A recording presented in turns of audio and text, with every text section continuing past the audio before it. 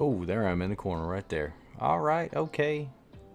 And welcome in for anybody who is watching or does watch this in the future. My name's Cade, and I am here to have some fun. Fly a plane. The first time doing this for anybody who tries to do this for the first time has got to be I don't know, awkward, I guess. Just as it feels right now, to sit here and chit chat with yourself about whatever. But hey, man, this is I'm here to have a good time. I do this anyways for no other reason than to enjoy myself. And I figured, hey, if I'm going to do it for myself, why not do it for others as well? So with that being said, I see the sun's going a little crazy right there on the screen. Yeah, with that being said, I have some disclaimers. First off, not in a million years will I ever try to tell anybody I am an expert. I am not an expert. I love aviation. I grew up in it most of my life, and I love to fly. It always felt like it was something that was right for me, but it never worked out as far as profession goes. Probably for the best, because I've met a pretty awesome wife, and I have an awesome son, and a great situation that I'm in now. But yeah, I love to do this anyways, and I've just gotten I got really into Microsoft Flight Simulator X, I think it was, back in 2006, and I think, well, it's a long story about my first exposure to this, but we'll have plenty of time to talk once we get this bad boy up in the air. So in case you didn't see the title, we are going to Phoenix, Arizona from Denver, Colorado. And first off, happy Halloween for anybody out there who is participating or doing your thing on Halloween this evening. I know it's been a little bit of a different year and a different scenario, I guess you could say. We'll go with 166. We're going to do PacX for those who don't know what that is. It's just that it kind of gives you a little bit of a passenger type experience. It's pretty cool. We're not going to do boarding music, in-flight entertainment system. Anybody who's ever flown Frontier knows they don't have that. Wi-Fi, yeah, they got that. I don't have a custom safety brief because they don't have screens on the seats, so they don't have videos to play. So sorry about that. 30 minutes I've gone ahead and put there for expected departure. It could be less than that. We'll see how it goes. So first things first, ladies and gentlemen, we're going to head to the overhead panel here. We're going to get our batteries turned on, external power.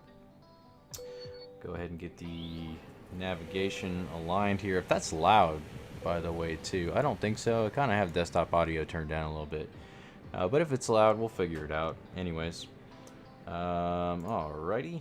So we've got that turned on. We've got that set. We're going to go ahead and get our air straightened out here for the cockpit, forward cabin, and aft as well. We're going to go ahead and get the nav and logo set on, strobe set to auto. I'm going to go ahead and get get a little light going on the overhead. We will be taking off, and we will get a nice sunset, that's for sure.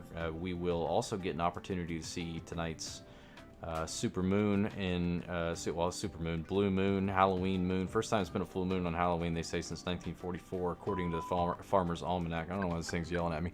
First off, I want a disclaimer with this as well, that this game is, well, game simulator. There's people out there who are really hot and heavy into flight simulators who will get really offended when you call this a game. And dude, it is what it is, man. It's a game, but it's also a simulator, so it is what it is. This game's got a lot of problems. We may run into some of them, and if we do, hey, listen, it is what it is. We'll figure it out. We're gonna get all our light displays set up here real quick. Make sure that's nice and bright. That's it. Turn that bad boy up. Turn that bad boy up. I'll turn this guy up just a little bit, and we're gonna head on down to the old McDo here. And first off, our init ref page. Just say we're going from Denver, Colorado, so KDEN. We're going to Phoenix, Arizona, KPHX. We're going to go ahead and get that in our from to. Hey, what's up, Eric? Hey, I appreciate you, sir. Always happy to see you, man, and I'll cheers to you on that. Cheers to everybody out there. Anybody who watches later or is watching now. Eric and I go way back, and that's my BFFL right there. But I appreciate you, sir, for popping on in to see what's going on here. I got the old trusty iPad right here with some information that we're going to be typing in. Sorry about that. I hit the old controller that I use for the camera, so we're going to pop back down here real quick. Sorry about that. Cost index today, we're going with 5, and we are going to be cruising at 36,000 feet. Go ahead and line the IRS, confirm that.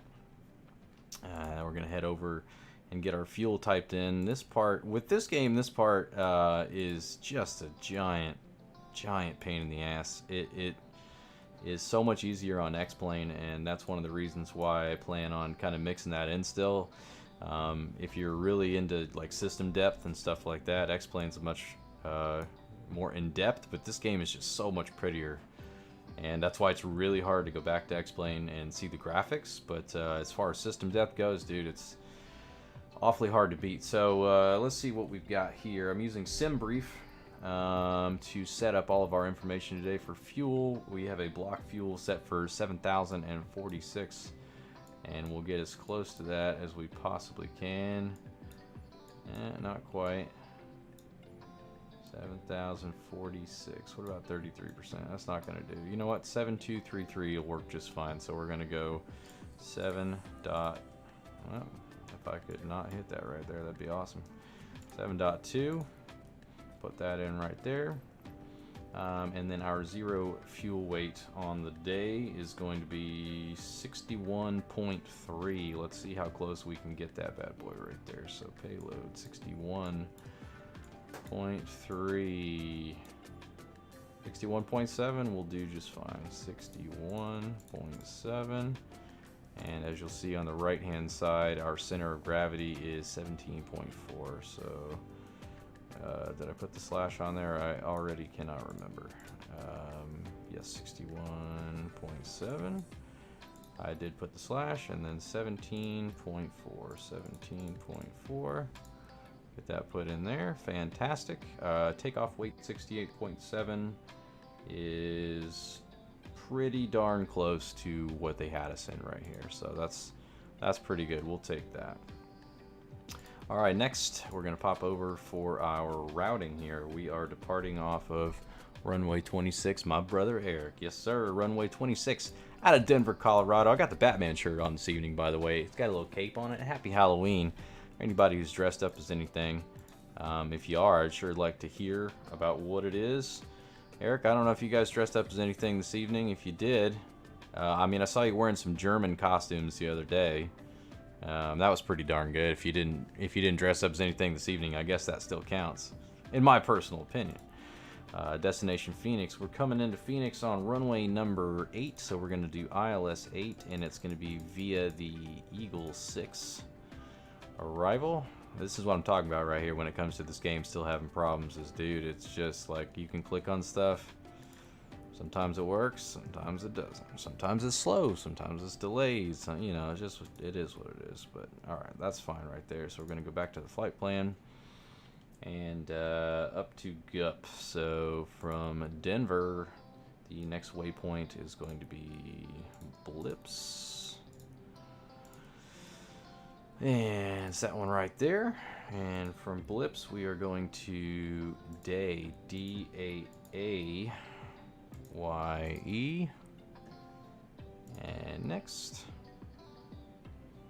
and from Day to Gup, which is already in there. So we only really had to put a couple extra things in there. According to this routing, that was actually really easy to type in. I did not plan it that way.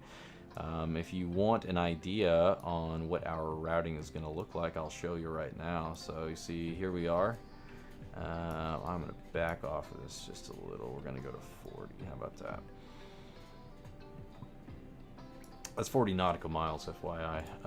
Denver to Blips, to Day, to Gup, and then here we will start our descent right around Slider. So you see Slider down here. So Kirk and Slider You can see we'll get down 33,000, 27,000, 18,000, 17,000, so on and so forth. And you got a few rolling in. Eagle, there we go. We'll see our, and then right as we come into Phoenix, we're going to go in, we're going to make a nice loop right here, and then we will come in and I will take over right around 1,000 feet, and we'll try to put this thing as gracefully as we possibly can on the ground. I just got done watching it and popped the show. Hey, what's up, man? That's what's up. Pop the show. Hey, man, you know what, Eric? I appreciate you. You know, I know I can always count on you, sir.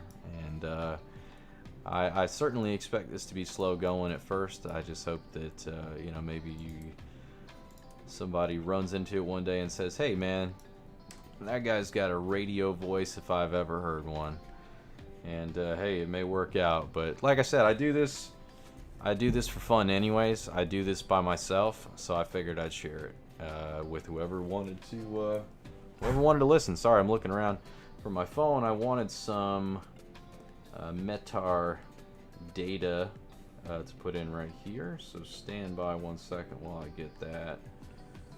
And we are in Denver, Colorado. Got a chance to go there, not this past May, obviously a lot of crap going on, but the May prior to that, to go see my guy Eric Church, and had an absolute blast. Metar registering, by the way, 30.35, a little high, but that is okay. 30.35, and temperature 8.9 degrees Celsius, 48 degrees Fahrenheit for those who are curious. A little chilly over there in Denver, Colorado. Not as cold as it was the other day. The other day, I believe it was down in the chunker there. Go ahead and set our altitude. Not flying on a network today, so we will do our own. Already assured Tara that once you get in the air, it'll be smooth sailing. Hey, that's what I'm talking about. You know what? I really appreciate the vote of confidence there, and I appreciate that she enjoys the old voice as well. I do what I can to try to please everyone. We have a little bit of a taxi. I apologize for that in advance. We're not too far also from being able to get out of here, and I don't think it's going to be as long as I thought. So let me see if I can get the flight attendant. That is not at all what I meant to hit. That's going to totally replay what I had to say. To expedite the boarding here. I'm trying to remember where I can find that. That's my bad. Menu. Nope, don't want to end the flight. Yeah, we might just have to say screw it overall anyways. Yeah, I'm not worried about it. Whenever we disconnect from the gate, it's gonna get it started anyway, so it is what it is. And I'll go ahead and start the APU. Very soon we will be starting the engine, so I'm gonna flip the beacon on, go and get the wing lights on as well. Get our fuel pumps going. And tremendous. Alrighty, APU flap is open. You see it coming up right there. Go ahead and take a sip of the old drink there. Cheers once again, ladies and gentlemen. Once that stabilizes right there, we'll go ahead and start the bleed. Request pushback and start the engines, and we'll be on our way to Phoenix, Arizona. Get a chance to take in the old blue moon from 36,000 feet. Pop on the outside real quick. You see that nice sunset we got going on here in Denver, Colorado, over the mountains over there. As you see in the background, this is live traffic I have turned on for the game. A lot of people don't like to use it because it kind of affects frame rates a little bit, but it doesn't concern me too much. So there's United Airlines 1590. Looks like he's coming in from Houston, KIAH. Neato. Anyways, yeah, we'll pop back inside here. And things are looking good down there. So we're going back up top. We're going to go ahead and start that APU bleed. And we'll pop on the outside. You'll be able to hear that. Hear that firing up right there. If you can't hear it too good, let me turn that desktop audio up just a little bit more and you'll really get a nice sound.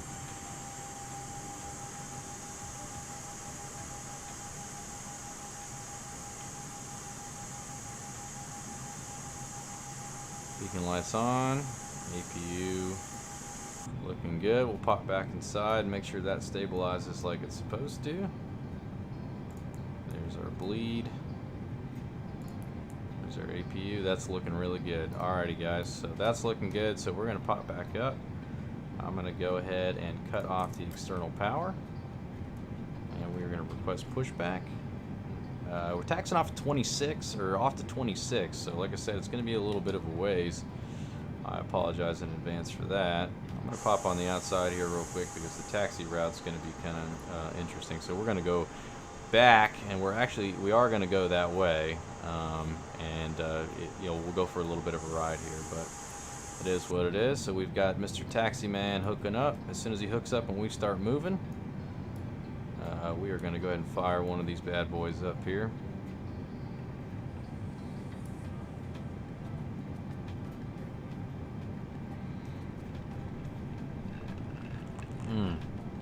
And there we go. Gonna fire up engine number 2 first.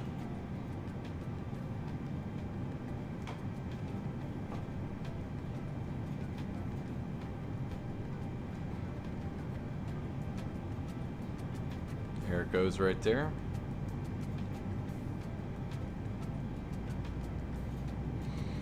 Not too shabby, not too shabby, boys and girls. That sunset, man, that's nice. Got engine number 2 coming up. I'm going to pop back outside real quick, just so I can tell this guy that I need to start turning here in a second. I'll really give you a better opportunity to enjoy. Yeah, I probably had him turn too soon, but that's okay. We'll make up for it. You see this dotted line? I needed to go to the solid line on the other side, but that's fine. Lined it up with the wrong line. Hey, yeah, whatever. Thank you, sir.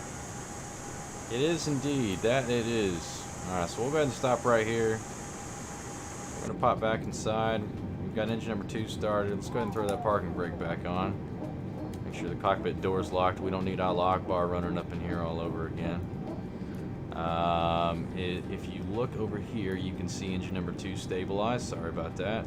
So we're going to go ahead and fire up engine number 1. We'll pop over and we'll take a look and a listen at that.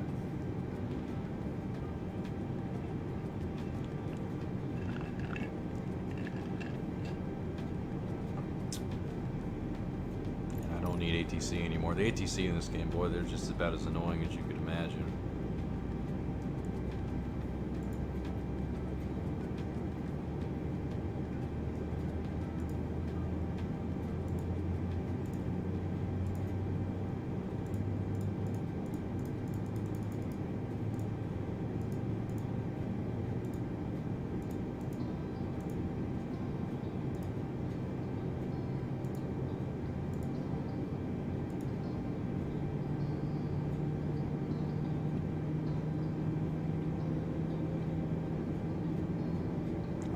All right.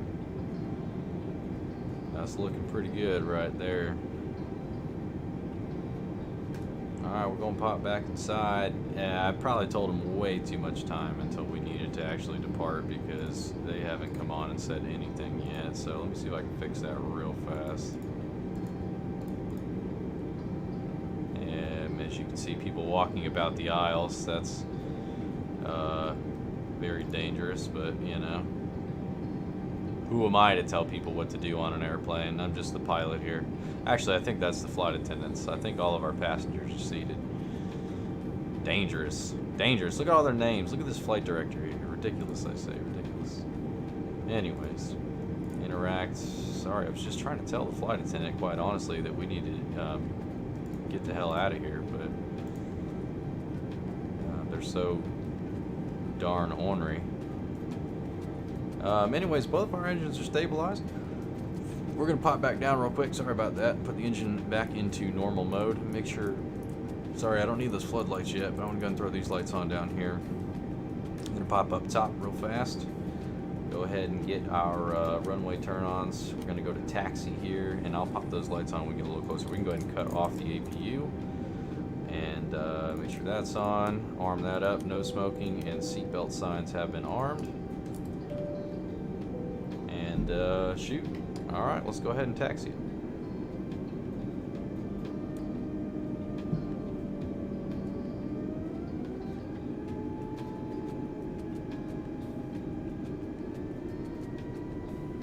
So you can't see it necessarily on the camera. I've got my joystick down on the left here and throttles down on the right. Drinking and flying, born to be a pilot. Yeah, a lot of people would say, hey, you the guy from Flight? And the answer is no, I'm not the guy from Flight. You know what I just realized too? I'm definitely missing some configuration down here. So while we have a chance, that is absolutely my bad in that avenue. So I need to get that fixed real fast. I didn't get any of my V-speed set up. I guess it's only natural the first time around that I would forget something like that, so apologies in advance. Now I got a tanker truck here that just doesn't give a fuck about anybody, apparently, because, yeah, hey, just let me go ahead and cut across the tarmac here. That's no big deal. So give me half a second, and we're going to get those settled here real quick. That's my bad for trying to get out of here without doing something like that. Apologies in advance. Alright, transition altitude, North America is 18,000 feet. Alrighty, one of these days, so 18,000 feet, there we go. Flaps, we're going to go flaps 1, and then we are going to go up 1.0 on the trim. And there we go, there's our V-speeds popping in there. We're not gonna flex. We're gonna do a toga. We're gonna make this baby give us everything she's got to get off the ground here. So make sure our takeoff config is good. Oh, flap's not configured in takeoff. I just put the flaps in takeoff, so you can yell at me all you want. But they're in there right now. So takeoff config is yelling at me for no potential reason. Go ahead and put the flaps down on the outside, but. We'll check that again when we get a little bit closer to the runway. All right, now we're ready to go a little bit, guys. Sorry about that delay right there. I totally forgot. And as I said, only natural to forget something like that on the first time around. So let's go ahead and get this baby moving. That sunset, man, gorgeous. We'll be taking off, you know, right into it, actually.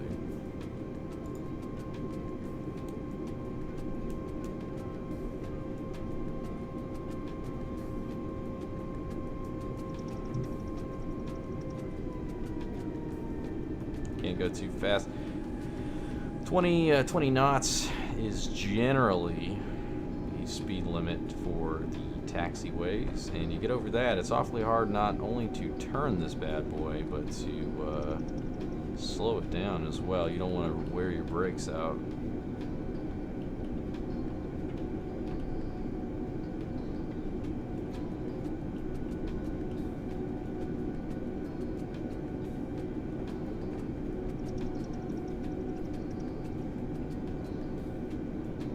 Cutting through GA here.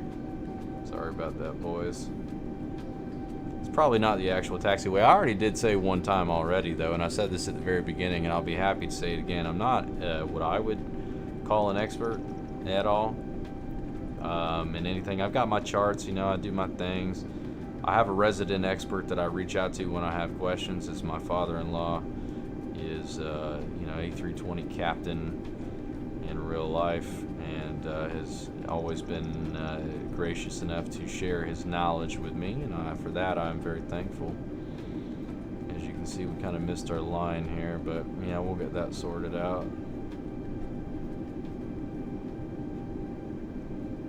Looking good though, looking good. Taxiing out to runway 26. And just to FYI, this is another issue that happens in some places. The runway in real life, I can promise you right now, the taxiways, there is not a giant bump in the middle of it. As you can see, we'd be going for a pretty major ride right now if that were the case. So thank goodness that's not the case. I'd hate every time I went to Denver there'd be an issue. Hey, love the Batman shirt. Thank you, sir. I appreciate it. Happy Halloween. This was the best I could do for a costume. I thought about throwing on the old suit and tie for my man Sean Connery, the original James Bond, who passed away today. Eric and I had a conversation about that earlier, and a martini in his honor, Eric and his lovely girlfriend Tara had. And Patty, my wife, and I, and her mom did the same. Not really a martini person, you know, it's not my thing. I had one in honor of him, and immediately switched over to Jack and Coke. There's a lot of people out there who would say, hey, listen, going from light liquor to dark liquor, that sounds a little dangerous, my friend. Are you sure you're up for something like that? Before you go into too much of that, let me tell you, I did not have that much, and I have learned my lesson many a time before about doing too much of each one. And I say many a time because, Lord, you would imagine that you would you'd learn your lesson after a couple of times of doing something stupid, and Lord, it just, every now and again, somehow bad decisions creep back in and you do it again. So but I'm getting to the age now where I'm getting a lot better about not doing it, period. Is the moral of the story. So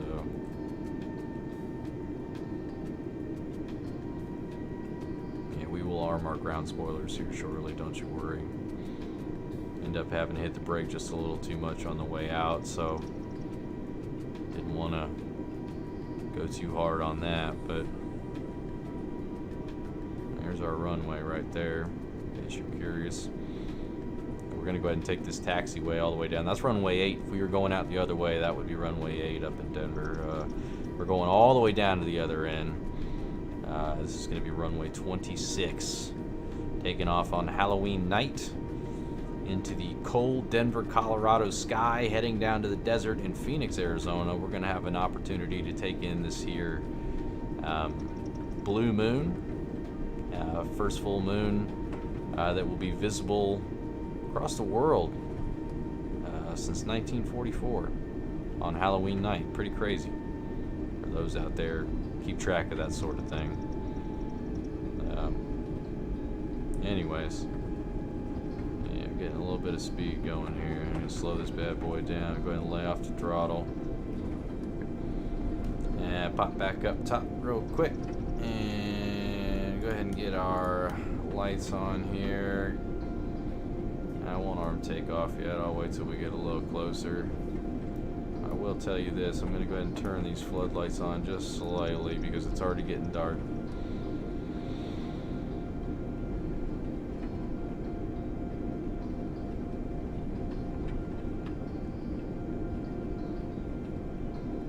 And we're taxiing out. You know, I don't necessarily need the iPad of joy here anymore.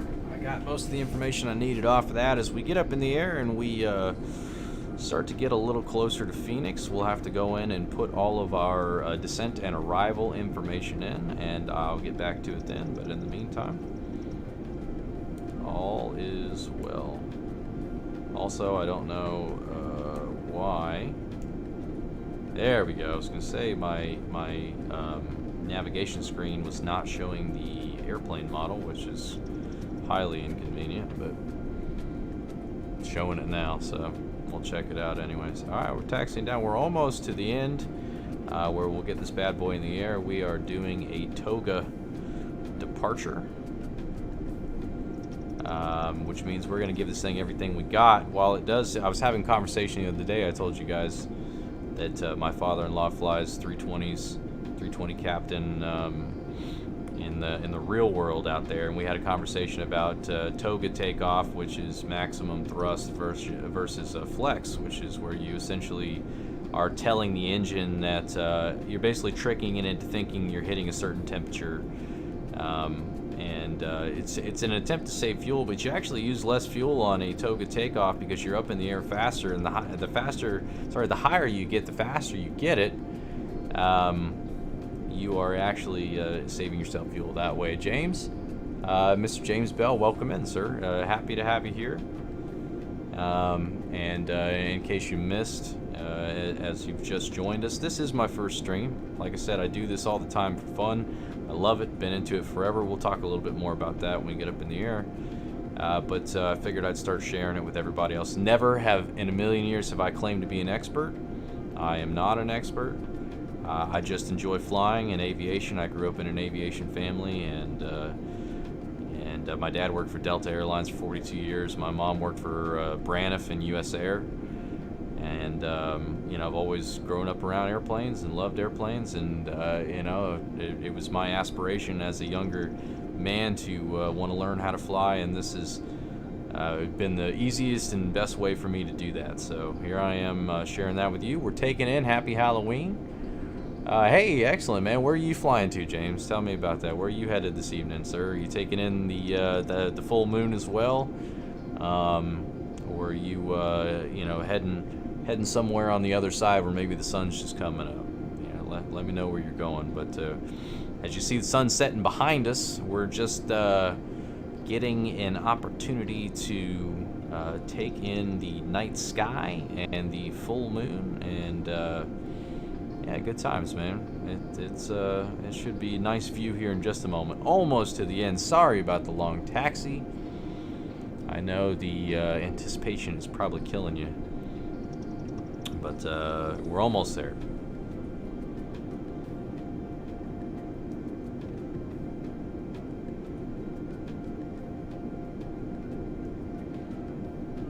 I'm just waiting for the opportunity to come around where somebody asks me about why I'm a Jaguars fan. As you can see all the crap on my wall in the background, and for those of you guys who are here now, I'll tell you that it's obviously because I hate myself. So hey man, if that's not RG Jr., then I don't know who it is. What's up, big dog? Happy to see you here, man. Open was gonna pop over to where you are. Now I'm in Ontario right now. All right, man. Are you from Ontario? Tell me where you're from. We'll check it out. Do you like to fly up in Canada normally? I've done a few flights around there. I was actually planning a Toronto to DC, and still may do that flight at some point via American Airlines. That would be a good one, coming in on the RNAV 19 approach to see all the landmarks in DC. Is pretty cool. Mr. Robert Garrett, how are you, sir? Man, always a pleasure to see you. Toro season's over, but that doesn't mean the grind ever stops, sir. We're always trying to be the best out there, as far as I'm concerned. All right, folks, we have made it to the runway. We have a beautiful sunset in front of us. Before we get going, I'm just gonna stop this bad boy real quick. All right, we're gonna plant right here real fast. Takeoff configuration is normal, and we're going to go ahead, arm flaps position 1, auto brake is set to max, and all is good. So here we go. You guys ready? Flaps 1. One thing I did forget, we're going to go ahead and fix that real fast, is we need to set our trim to 1 on the way up. And yeah, here we go, man. Yeah, congrats on the wedding, buddy. That was awesome to see. Ottawa region, very cool, man. That's awesome. That's somewhere I got to get up to. All right, here we go. Throttle 40%. So far, so good. And we're gonna go ahead and move this bad boy up. We're going toga. V1 is 145, I believe, on there.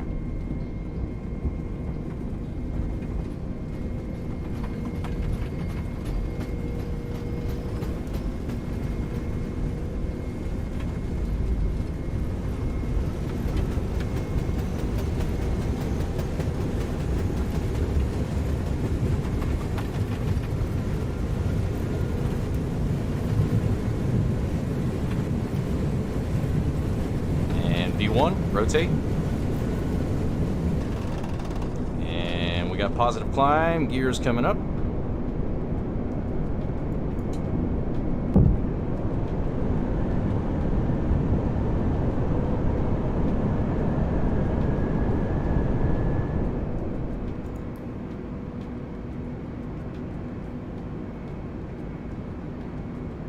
Look at that, folks. Absolutely amazing.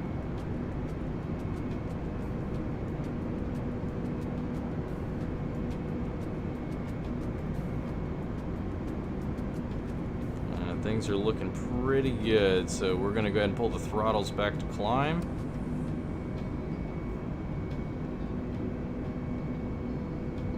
And we got to get the nose down to get a little bit of speed. Sorry, this thing's dropping just a little bit. My bad.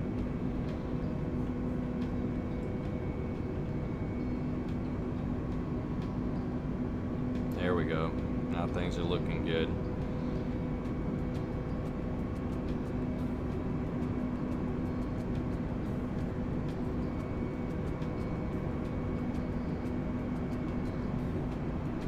And we're gonna go ahead and pop the flaps up here.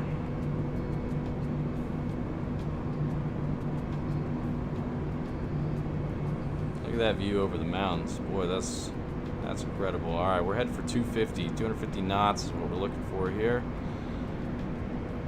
We're gonna pop the autopilot on in just a moment. And we'll go ahead and do that now. We'll take in this spectacular view just a little bit.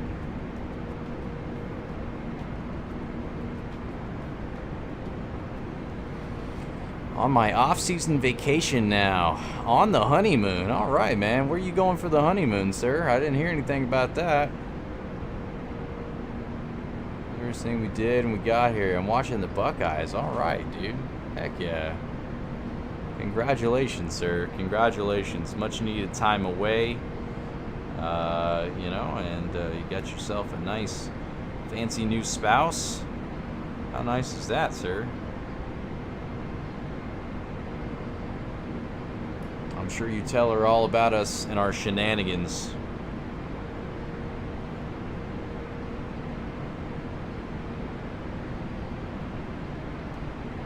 There we go. Now it's going to start climbing just a little bit. Sorry, man. This game, I'm telling you, it's just, there's still some issues with autopilot among other things. But, you know, when you get in, I can deal with some of the mess ups. You know, when you look and you see stuff like this, it's just, it's way cool, man.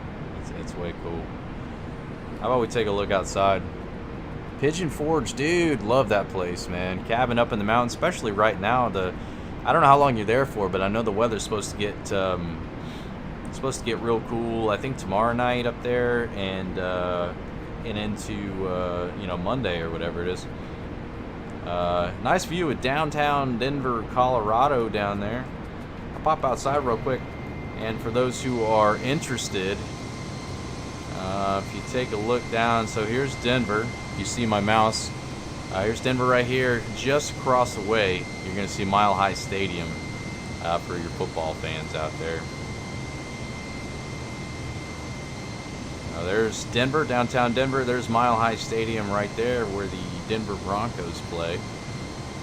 Had a chance to go take a tour of that when we went up there about a year and a half ago, I suppose, and it was a pretty neat experience. Definitely would recommend it. Crazy stadium, man. It was awesome. I really very much enjoyed it. But take a gander at that view there.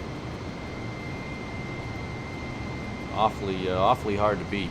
Awfully hard to beat. And if for those out there who are wondering too, why the hell I'm flying Frontier, you know, I try to do realistic airline paths. You know, I don't know where the idea for Denver to Phoenix came from, but yeah, when I looked it up, I was like, well, you know, Frontier goes direct. They're based out of Denver, so it wasn't too surprising that was something that they did. But yeah, decided that's what I was gonna do, and yeah, man. So Frontier. So we went with the Mia the Dolphin livery right here. As you see the night sky coming up upon us, you're gonna get a lot better. There's the airport. Believe it or not, we left there. Check that out. Check that full moon out back there. How cool is that? Happy Halloween. I think I hear Eric on the other side. Oh, a little bit of werewolf action, man. That's what I'm talking about. But yeah, how cool is that, man? This is that was the plan, you know. Try to get us a nice sunset, and then we'd get a nice view at the moon as well. And there you go off to the left. Beautiful look at the full moon on Halloween night here. And I'm sure that Robert Garrett Jr. himself up in Pigeon Forge, Tennessee, has got a pretty solid view of the moon. Out in the wilderness in the cabin on a cool night, smoking a stogie. And if it's a real good night, maybe he's having a sip of whiskey too. Who knows, man? Keeps you warm, I heard. RG Jr. keeps you warm. But yeah, man, here we are. We're on our way Beautiful moon on the left-hand side, towards the west, coming up there. It looks like, but yeah, man. For some reason, our plane has decided 18,600 is where it was going to stop. So I'm going to bounce back inside real quick and find out why that is. Nope, we're climbing. Okay. Just decided to take a break for a second, I guess. You know, and we've got a little bit of turbulence as well. I looked into as well doing, you know, like a manual climb, like controlling the vertical speed, and it does the same crap. It doesn't make a difference. But that's okay. Hey, there you go. Check it out, man. See what you got out there, Eric. And I'll do the same once this is over. Breaking into a stogie and some Weller after the game. After the game? That sounds like the perfect thing to go with the game. But hey, that's just my personal opinion, sir. That's my personal opinion on the matter. Yeah. James, if you're still here, man, let me know how your flight's going. Let me know where you're going, and you know, if you're curious about anything. Like I said, I don't ever claim to be an expert about anything, sir, but I'll try to talk about just about anything that I can speak to. And I forgot to start my chrono.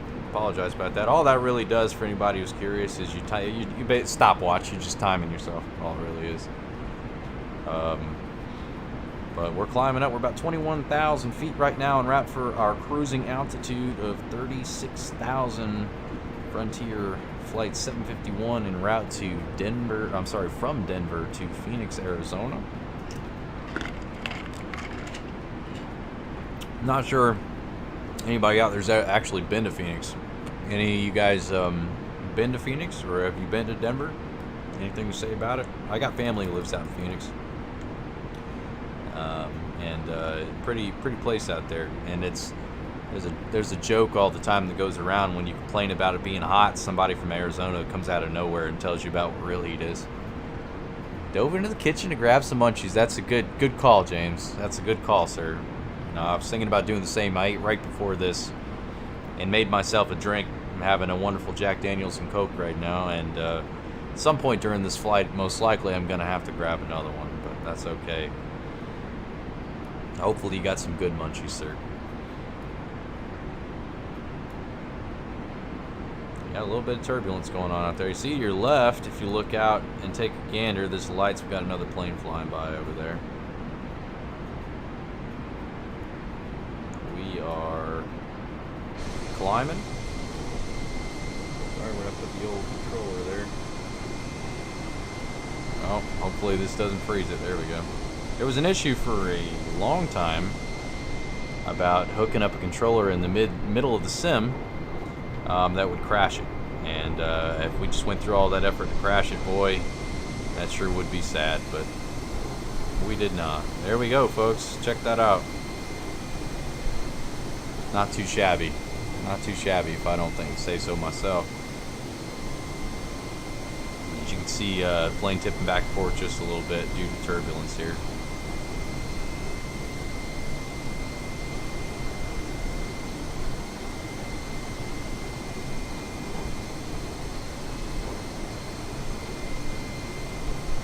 But we're not doing too bad. Not doing too bad at all. Should be a nice flight. I've never taken that flight from Denver to Phoenix. I've been from... Normally flying to Phoenix, it's from... like I said, my dad worked for Delta for 42 years, so we usually fly standby on Delta. It's from Atlanta, or the other option, Salt Lake City. Salt Lake City to Phoenix, which is very similar time to Denver. Or from Denver, so... similar flight. Maybe we'll do that one of these days. I'm gonna switch it up quite a bit. If you you know, come watch and you decide you want to see something, or there's someplace you'd like to showcase or whatever, just tell me. I have nothing, you know, overly planned right now. I don't know if for sure if I'll. The plan is once a week, you know, to try to do this. I don't know if it's always going to be Saturday night, but I'll try. And we'll do some Microsoft Flight Simulator. We'll do some X-Plane 11. Got to switch it in there. I love the A321 and I love the A350. I'm a huge Airbus fan, and I got the A350 over on X-Plane, and it's just a ton of fun to fly over there. So we'll have to check that out. Maybe do a little bit of a longer flight. Yeah, if you guys are interested. But I'll warn you ahead of time if you've never seen X-Plane 11, the visuals are not quite as good as this. Like I said, this is absolutely beautiful, but they still got some work to do. They did release a patch yesterday that improved some things. I'm using right now the A32NX mod by FlyByWire, which adds a lot of additional features to the Airbus A320neo that comes with the game. And you know, without the addition of a lot of those things, this plane would be even more difficult to fly and you know, maneuver and control, however you want to put it. The systems were pretty bland, pretty vanilla, pretty basic, and so it just makes it fun. It's still a work in progress for them. They're trying to get it to the point to where, if anybody's familiar with X-Plane, the Zebo 737 mod they had for that, FlyByWire is trying to do the same thing basically for the A320, and it'll be really cool when they finally get to that study level point. Well, not quite study level, even if it's just a little short, man. It's the system depth that this game really lacks, and that's you know, what I very much enjoy. So I'm sure there's other people out there that probably feel the same way. But anyways, I told you, I did promise you once we got into the air that I would talk a little bit about, since this is the first session here, about what really got me into all this stuff. So when I was in the 5th grade, I'm originally from Jacksonville, Florida, for anybody who doesn't know, Duval. And we went in the 5th grade, we took a field trip to a place called Starbase. And keep in mind, you know, I told you, you know, aviation, I've grown up with it.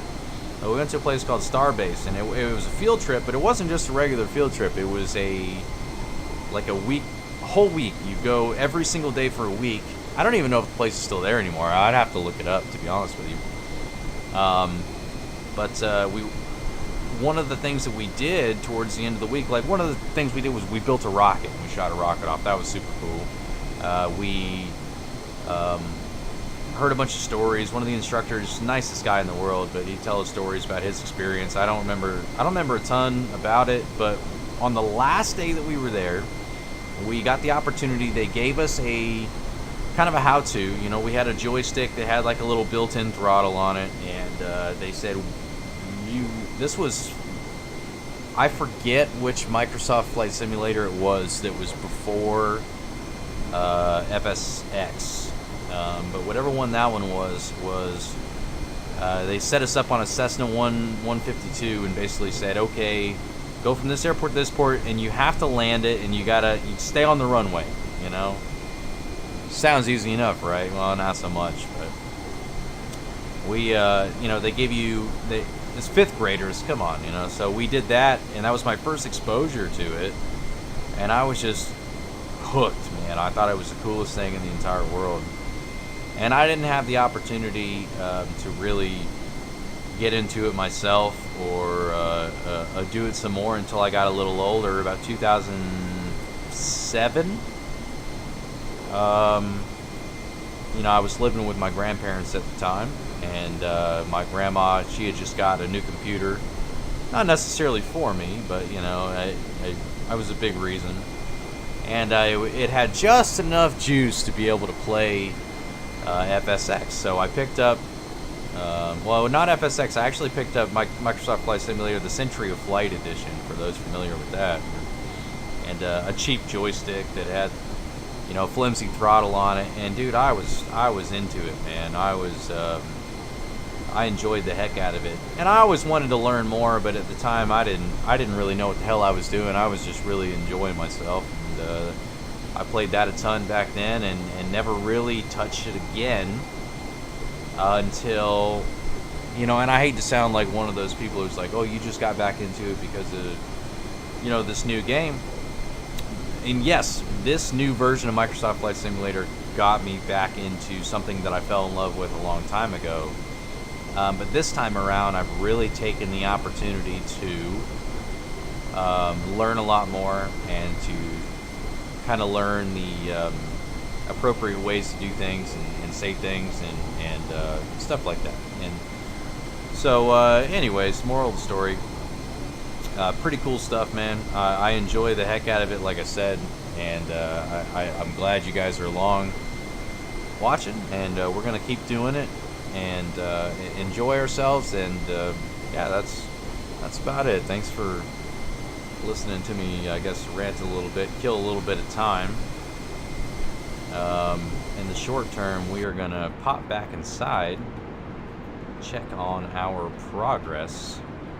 We're almost up to cruising altitude, 36,000 feet. We're at 35,000, just about 700. As you can hear, the airplane start to slow itself down just a little bit as we begin to plateau. Look at that sunset, man. That's just gorgeous. And yeah, 36,000 feet. Things are looking pretty good. We're coming up on day, the waypoint day. And after day, the next waypoint we're going to hit after that, excuse me, it's going to be a little ways. Flight time today, by the way, was scheduled for about an hour and a half, is what it said. We may beat that, you know, we'll see how it goes. So currently right now it's 37 minutes left. So the next waypoint after day is going to be the start of our descent. So if we take a gander down here, let's go down to our flight plan. Not quite the start of our descent, actually, I lied to you. So Gup, Kirkman, Slider, right around these two. So you'll see Tenants, according to the approach, wants us down to 33,000 feet. So we want to be at 33,000 feet by the time we get to that. So that's going to be roughly around this area where we're going to start our descent. And we'll find our way down. As you see, 33, 27, 18,000, 17, 13, 5. I feel like we're making a turn right now. We sure are making a turn right now. So check that out. But yeah, that's the plan. Around that time, we'll start coming down. Our next waypoint, 212 nautical miles. Sounds like a lot. Believe it or not, it will actually get there pretty quickly.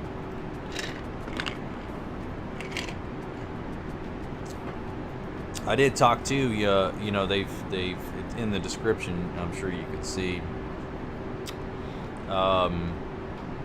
Rex weather. It came out, the live weather system for this game was supposed to be pretty darn, you know, with the way they described it, was supposed to be pretty cool. And it was a little bit of a letdown to begin with, I'm not gonna lie. And so Rex came out, and when it first came out, like, when it worked, but it had some problems. And so they've done a couple updates since, which is pretty nice, but I quite enjoy it. And this is a look at what it looks like right here, Rex weather. So current conditions, closest airport right there. We took off from Denver. Oh, it's engaged right now. Weather. So I've got weather synthesis engaged. So basically, it's injected the weather engine into the game, and you know, cool stuff. Anyways, but yeah, it kind of gives you an idea of everything that's going on. I like it. I think it was money well spent. It's the moral of the story. But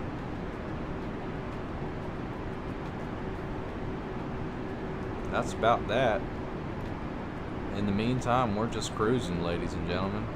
Looking out to the left. I have points of interest turned on, so if we come across anything, it'll pop up. And we can talk about it and go from there. Don't forget, if you are curious or have questions, or if you have a request on somewhere you want to see me go, let me know. Happy to talk about it. Happy to look into it, you know. You just got to tell me. So I'm going to take a look here at the flight plan and see exactly where this has got us scheduled for descent. That way we can make a right decision here. So tenants, you see tenants right here, 33,000. So slider, almost exactly slider. It's got a schedule to start coming down. So I'm gonna click on slider. And I'm gonna say 36,000. And we're gonna bounce back because I know at slider we need to start coming down. So we'll get that sorted out. We'll get that sorted out, ladies and gentlemen. We'll get down on the ground somehow, one way or the other. I'd rather be early than late. Last thing you want to have to do is go around because you done messed up. So we'll get our approach stuff entered very shortly before we start our descent.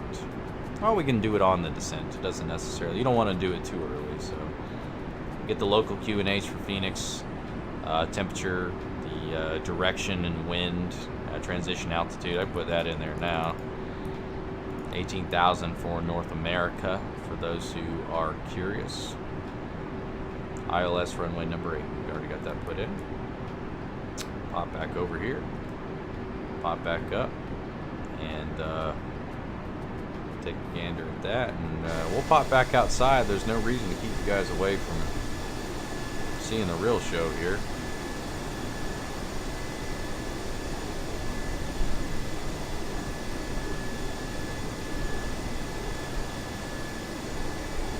Go Frontier, Mia the Dolphin.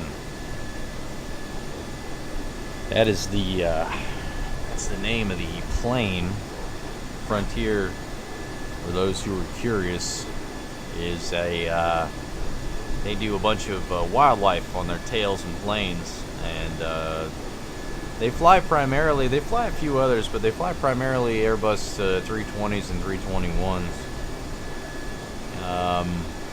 Yeah, I believe they fly a few others. I could be wrong. They may have kind of like Southwest does, only 737s. May have gone to just that, but Mia the Dolphin is this particular one. They've got a lot of interesting ones out there, that's for sure.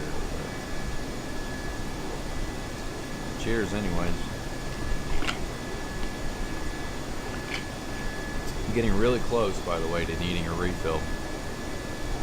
As you can see down below on our PacX indicator, we're serving snacks and drinks right now. About 60% done is the flight attendant expected arrival, 1 hour and 5 minutes. I think we may beat that just a little bit. We'll see. But appreciate you tagging along anyways.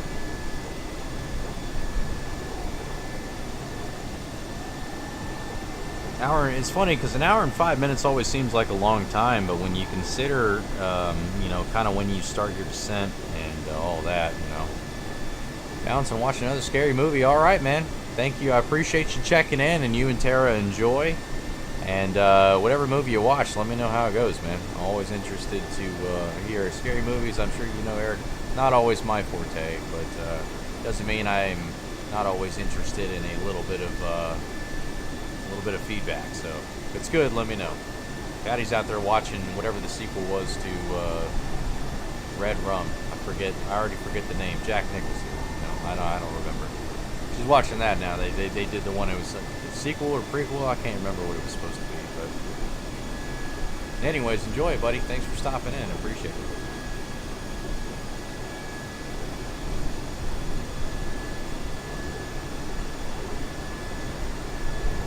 Plane shaking a little bit there. It's a little windy out, man. I saw that on the report, and there's a good chance that we're probably running into a little bit of turbulence right now.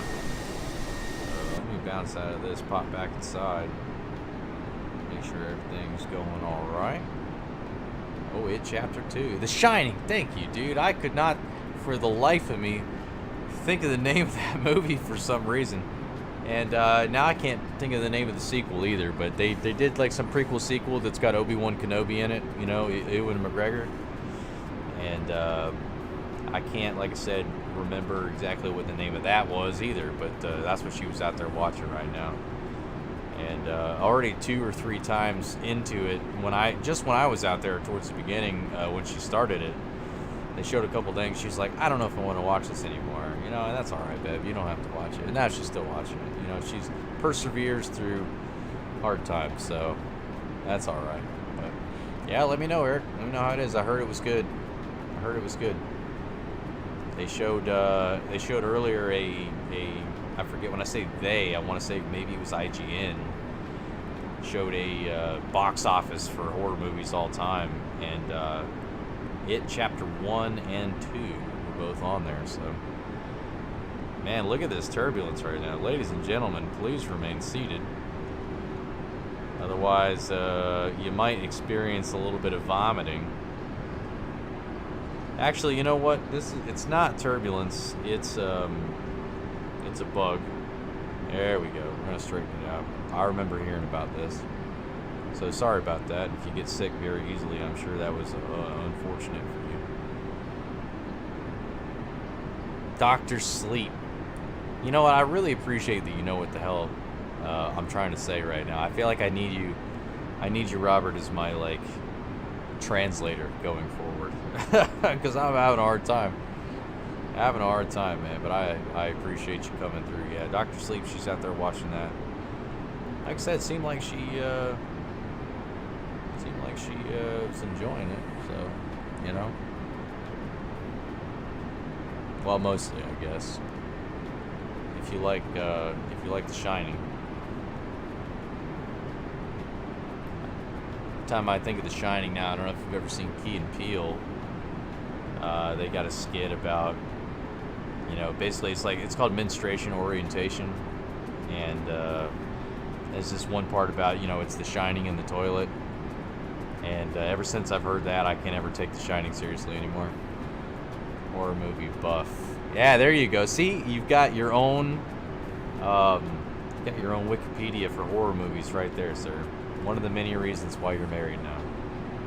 It's just the key is to marry someone who knows more about something than you do, so that you can always jump in and ask the question. Heading to Phoenix from Dallas. All right, man. That's what I'm talking about. That's what I'm talking about. What airline you flying, James? Anything in particular? Did you go United, I suppose? Continental used to be big out of Dallas. Or no, big out of Houston, I'm sorry. United's big out of Houston. I'm not sure who's big out of Dallas these days. American, I'm sorry, American. I remember American and Braniff had a big war over Dallas as a hub back in the day, and Braniff, being just a little too aggressive, pretty much cost themselves as a business, and ultimately, you know, went under. But yeah, American big out of Dallas. Very cool, man. We're both headed to Phoenix. Can't beat that.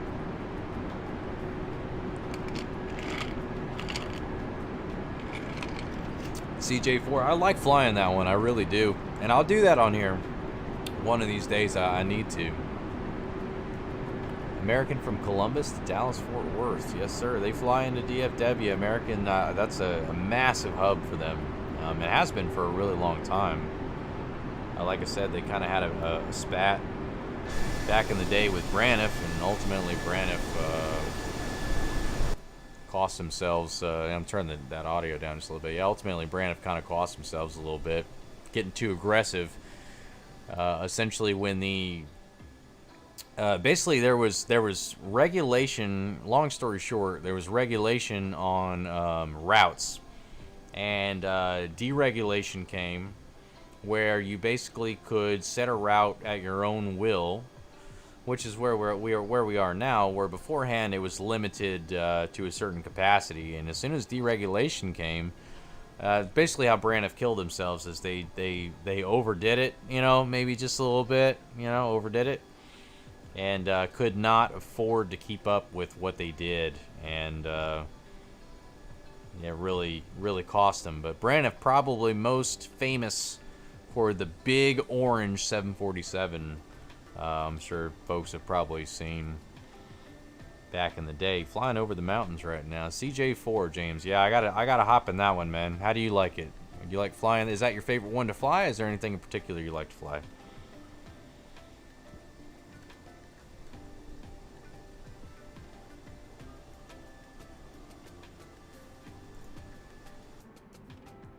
Pop back in the cockpit here.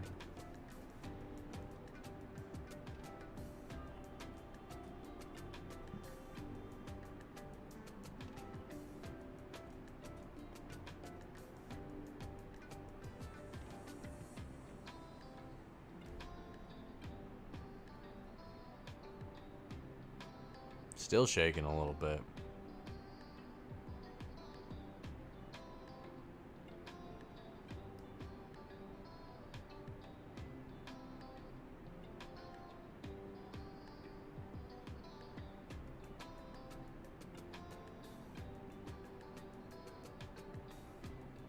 Yeah, we're looking good. This seems like the opportune moment for me, ladies and gentlemen, to grab a refill on my drink. So I'm going to step away for just a moment and go grab a refill on my Jack and Coke. It's really not going to take but just a minute. Hey, it can be a question to you, Robert, if you want it to be, man. You know, it's up to you, sir. It's all up to you. Jet-wise, I like this one. I like the Cessna too. Yeah, absolutely. I agree. It's fun. It's fun to fly. It's fun to fly like the little private jets. I like the CJ4. I like the Citation. Here we go, spinning again. All right, settle down. Settle down. Heel. Good dog. All right, there we go. There we go. Yeah, it's just a glitch. It's one of those. It's another bug that they have in this game, but it's not too big of a deal. So yeah, I'm gonna give me half a second, guys. You know, stick around and let me know if you have any questions. It's literally just gonna be 2 minutes, man. I'm gonna go use the restroom and make another drink, and I'll be right back. So we'll see you in a minute. In the meantime, I'm gonna play you a song.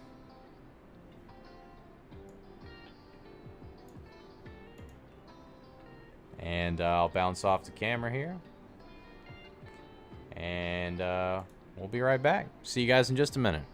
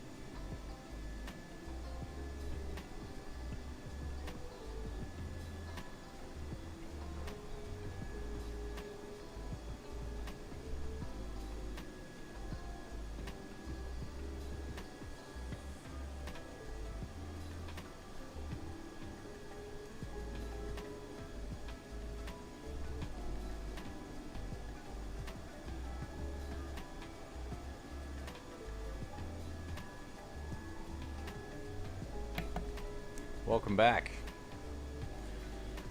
Welcome back. I suppose we can probably turn that bad boy down. But, yeah, man. Hope you guys are doing just swell. Flight's still going well. Let's pop back inside, see what our distance looks like here. We're almost to GUP 89 nautical miles. We are picking them up and putting them down right now. And still see that beautiful sunset in the background. And out the back window, you can see the light coming in from the moon. Yeah, we'll pop on here. There's our moon back there.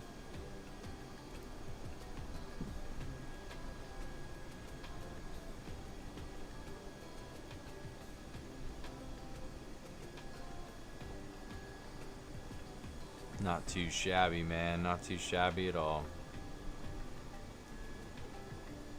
I just enjoy it. I just enjoy this stuff, man. That's good stuff. It's relaxing to me, quite honestly. Like I as far as flying goes, it's you know, a good opportunity to kind of get away from whatever bullshit it is to be plaguing you on any particular day.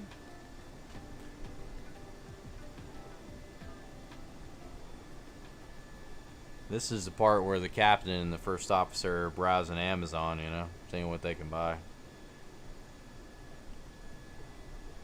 This is why long hauls, you know, there's a lot of guys out there. I say a lot of guys. There's not a ton of guys who do this flying wise to begin with, but there's a you know, good amount of people out there who do this, who will do the long hauls. The long hauls are really hard to do, like when you don't have some sort of constant interaction, because, you know, what do you do most of the time, man? I mean, you kind of chill and chit chat, and believe me, I can sit here and talk about all kinds of crap all day long. That's not really hard for me to do. It's more of a at some point, you know, a little bit of interaction with somebody else is not necessarily a bad thing. And I appreciate you guys being here. I really do. Thanks for dropping in, Eric, earlier, and James, happy to have you here. It's a pleasure to you know, quote unquote, meet you, talk to you, and Robert Garrett Jr., the MVP tight end himself. He's going to be pushing for that next season, SFL season 16. Just wait. Just wait. It's coming. But glad to have you guys here, man.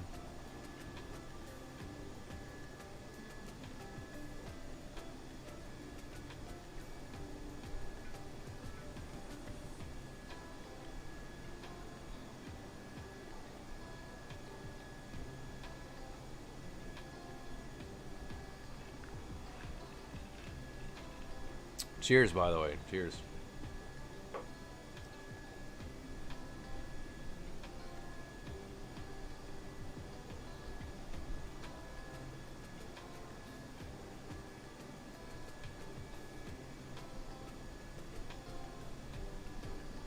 Now we're going to take a look around real quick.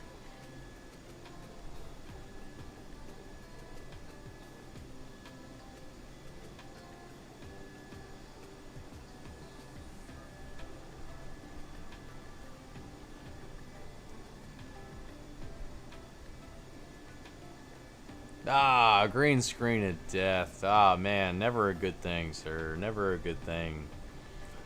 It happens. Allegedly, they're making it better, but hopefully it gets a little bit better for you. It sucks. I know you were on your way though, and so that makes it a little bit more difficult to try to get back into it. But hey, if you got the patience, you know, start it over and see how it goes, you know. That's happened to me a few times. There was the issue, James, I don't know if you remember, if you were playing a few weeks back, where if you would start the VFR map while the flight already was underway, it would crash the whole thing.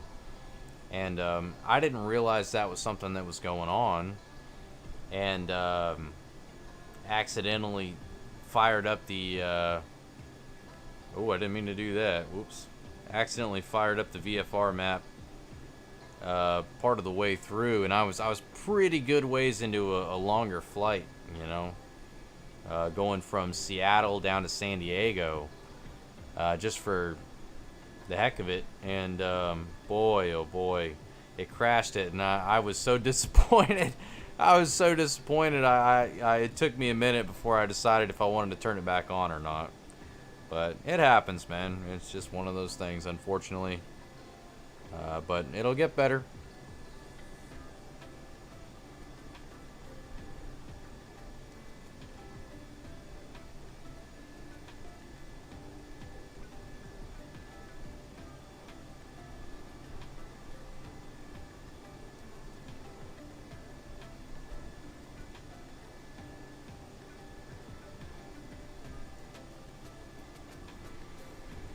If you're not already, also, which just throwing this out here too, if you're not already, you can find me on Instagram. I have not moved beyond that just yet, but Cade Plays Games on Instagram. May have been. I just loaded it a few ticks ago. Ah, yeah, could have been, man. Could have been. Hopefully it gets squared away. You gonna start it over? Or are you gonna look for a new path there?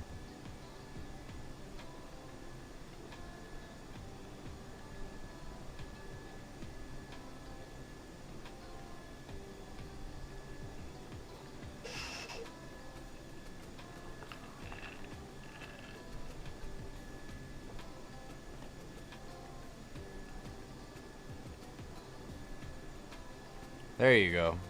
Yeah, there you go. That's one way to do it. You know, then you get to at least still enjoy the arrival. Still enjoy the arrival, you know. It's a nice arrival into Phoenix anyways, you know. I've done this flight, not this exact route, but I've been into Phoenix once, not on runway 8. I'm doing this blind right now. I did not have an opportunity to do a test flight. I planned on doing my test flight yesterday evening. Pilot buddy, let me find you right now, man. I'll add you on there. Yeah, I planned on doing my test flight yesterday evening, and they updated the game, and it broke the A32NX mod until they could get it updated, which they did. I'm not surprised that they did. They're usually pretty quick about it. And thank goodness they did. So I didn't really have an opportunity to do it. They did it earlier today. I had to work earlier today, so I didn't get a chance to run through it. Are you is that your username on Instagram, James? Or are you on are you on something else? I want to make sure I find you, my friend.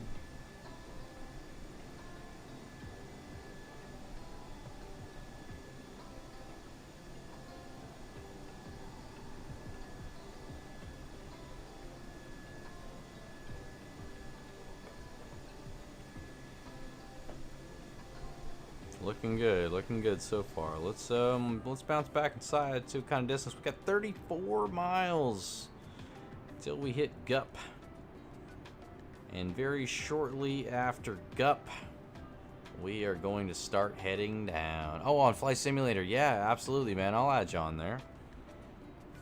We'll have to do some multiplayer one of these days. I like to do the bush flying too. I really do. The bush flying's a lot of fun when you do with multiplayer. Just to go around and explore. And you know, once they updated Japan, they did the big Japan update and added a lot more stuff. It was fun to go check that out. North America is next on the list. Very excited about that. One of the airports they're redoing is the busiest airport in the world, Atlanta Hartsfield Jackson International Airport, the home of Delta Airlines. And very interested to see how they treat that. There's a third-party Atlanta in the works that's supposed to probably bounce this week some point. And that third party, they usually do a better job. Like Denver, like I bought the premium edition. This is the premium deluxe edition. Microsoft Flight Simulator. I basically paid the difference between the Game Pass version and this version. Came with a handcrafted Asobo version of Denver, and it wasn't too bad. I went ahead and downloaded the Flightbeam Denver International Airport instead, and I definitely can tell a difference. I think they did a better job. You saw the big bump in the taxiway earlier. That's not going to work. But, you know, mostly, yeah, I think they did a better job. So, absolutely. See, we still got a little bit of turbulence here. We got 22 miles, so we're going to bounce back outside a little bit longer.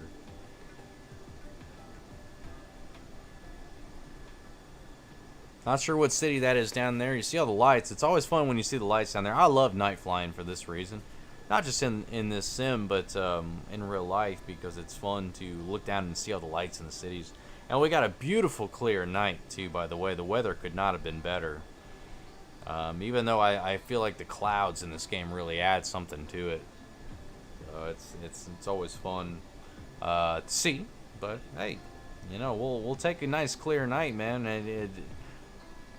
No lack of turbulence despite it being clear, so it is what it is. But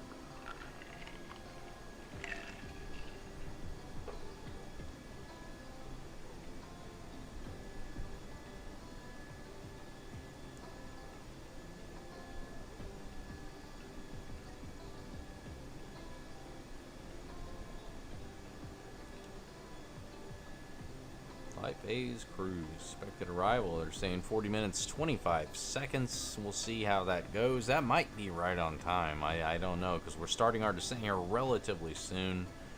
But that generally doesn't take too long. So we'll see. Look at that moon, though. Halloween blue moon. You say once on a blue moon. Well, folks, that's tonight. We got a blue moon here on Halloween night. Second full moon in the month of October. And yeah, man, how cool. How cool. When this is over, I'm going to take the opportunity to go outside and enjoy it in real life. Just, you know, wanted the opportunity on this to share with you guys this evening. So, Columbus to Tampa. That way I know what the trip will be like with my Steelers. Oh, man. Wow. Okay. I got you, man. I got you. Steelers make the Super Bowl. You know what? I'm really proud of your Steelers for beating the Titans, though, man, because there's not a whole lot of teams I hate much more than the Tennessee Titans. So that's fair. That is fair. Sign into. Let me see if it'll let me sign into the chat so I can type it for you there, buddy. On Flight Simulator, I'm gonna have to double check, but this is the way it's written. This is my username.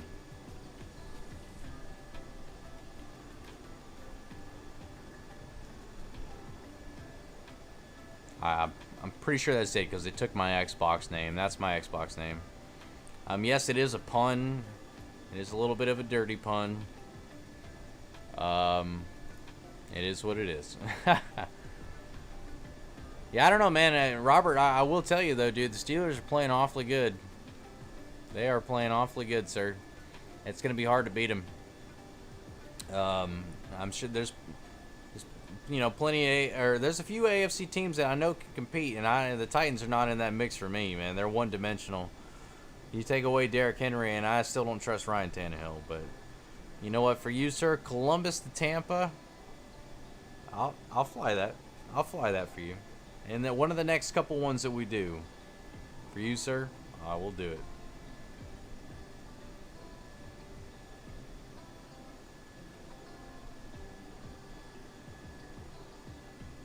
Ooh, tomorrow got the Ravens. All right, we're on bye this week. I might have to watch that. What time's the game? Do you know? I mean, I know I have a Siri and a Google and a, you know, whatever you want to call it. I could probably look that up pretty quickly, but as I'm asking you as the Steelers fan, what time's your game tomorrow? I'm hoping it's not 8:30 at night, because you know, outside of the couple of nights where I stay up and I do a podcast. Shameless plug, Rag Chew podcast. Look that up. And You know, and this, I don't usually stay up too late. But... Oh, 1 p.m. game. I am shocked about that. I am shocked about that. But here's the thing. Here's why the Ravens do have a really good defense. But Pittsburgh has a really good offense, right? And probably... Here's the thing about Lamar Jackson. He's a really good quarterback when they're playing a close game or when they're playing ahead. When they get behind, and he's shown it already this season, he becomes really one-dimensional. And when when the pressure's on him to throw from the pocket, I still see that he cannot do it consistently. And that's going to continue to be their problem. But boy, they got a good defense, man. The Ravens do. And Pittsburgh does too, for that matter. The offense is pretty darn good, though.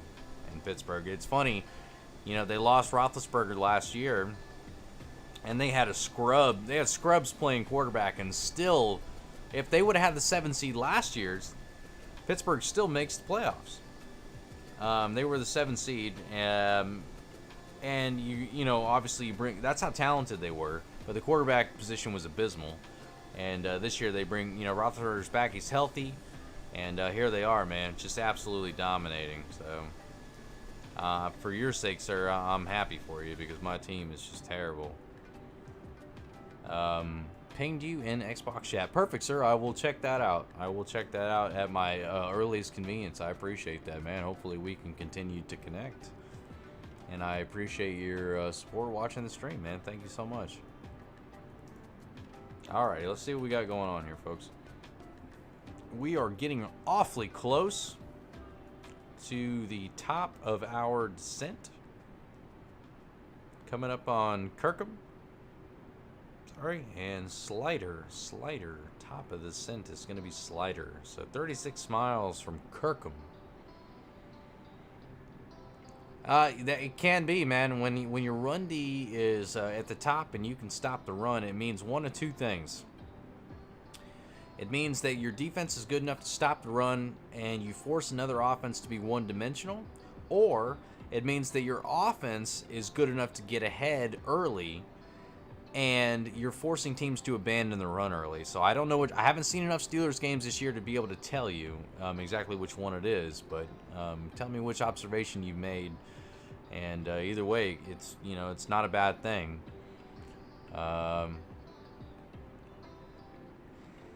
I need to know, you know, and don't be a homer on me right now when I ask you this question. What is your honest impression? What's your honest opinion of Justin Fields? Like, you know, do you think he can be highly successful, or do you think the Jags need to pray that the Jets win a game so that we have a shot at Trevor Lawrence? That's what I really need to know. I don't want to waste. I'm not here to waste picks. You know, I'm tired of the Jags being terrible. We really need to figure something out at quarterback. I love Gardner Minshew. He played, I guess, apparently he's played the last few weeks with a fractured thumb and a torn ligament. And that's why he's not looked so sharp, which explains things, but it's still not, you know, it's not good enough excuse. But yeah, man, I saw a throw he made last weekend. I sent Eric the Instagram video on it, and I said, dude, I don't know, man. I was on the fence about this guy ahead of time. Boy, that was a hell of a throw. So I need your honest opinion on Justin Fields.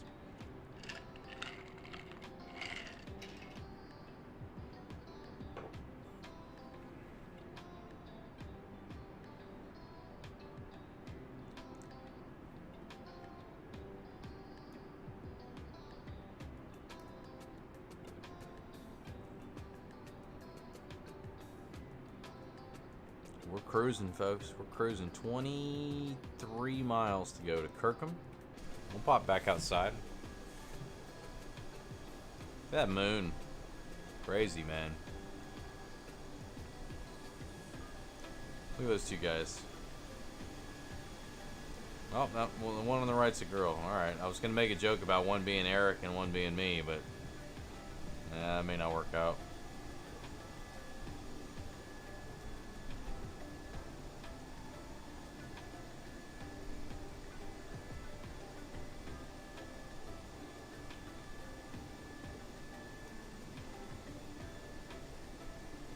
We still got our... Nah, we just got a glimmer of sunset. There we go. Look at that.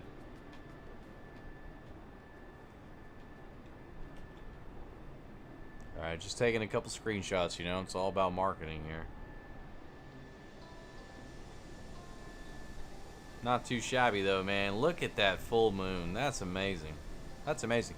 So that's one thing I will say is that they've done a fantastic job about, you know, the weather and stuff in this game. It's pretty cool. I like Fields more than. Oh, okay. All right. That's fair, man. I get that way sometimes too. I think the main worry for him is he's still kind of raw. Now, see, that's what scares me is the last couple times the Jags have drafted somebody and they said, well, he's a little raw, we need to develop him. It's like, dude, I'm having like PTSD like crazy thinking about that. You know, like we took Blaine Gabbert and it was like, oh, he's still kind of raw, and he was really raw. Incredible arm strength. Gabbert just had a bunch of mental hurdles he could not get over, and then they took Blake Bortles.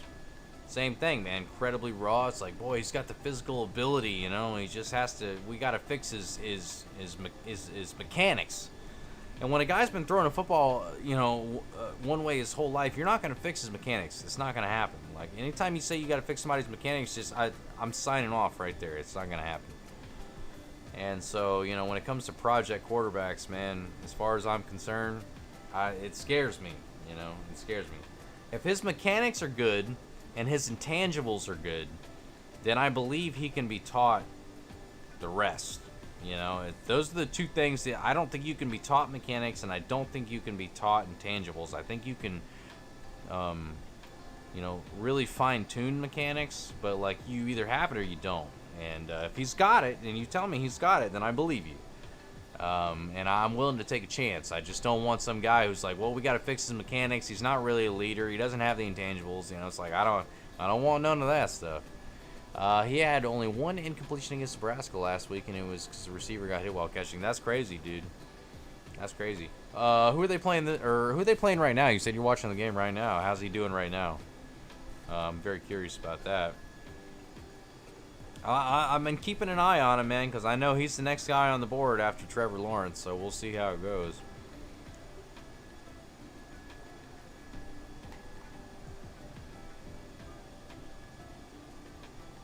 There we go. Let's get a little bit of that moonlight on that side of that plane there, man.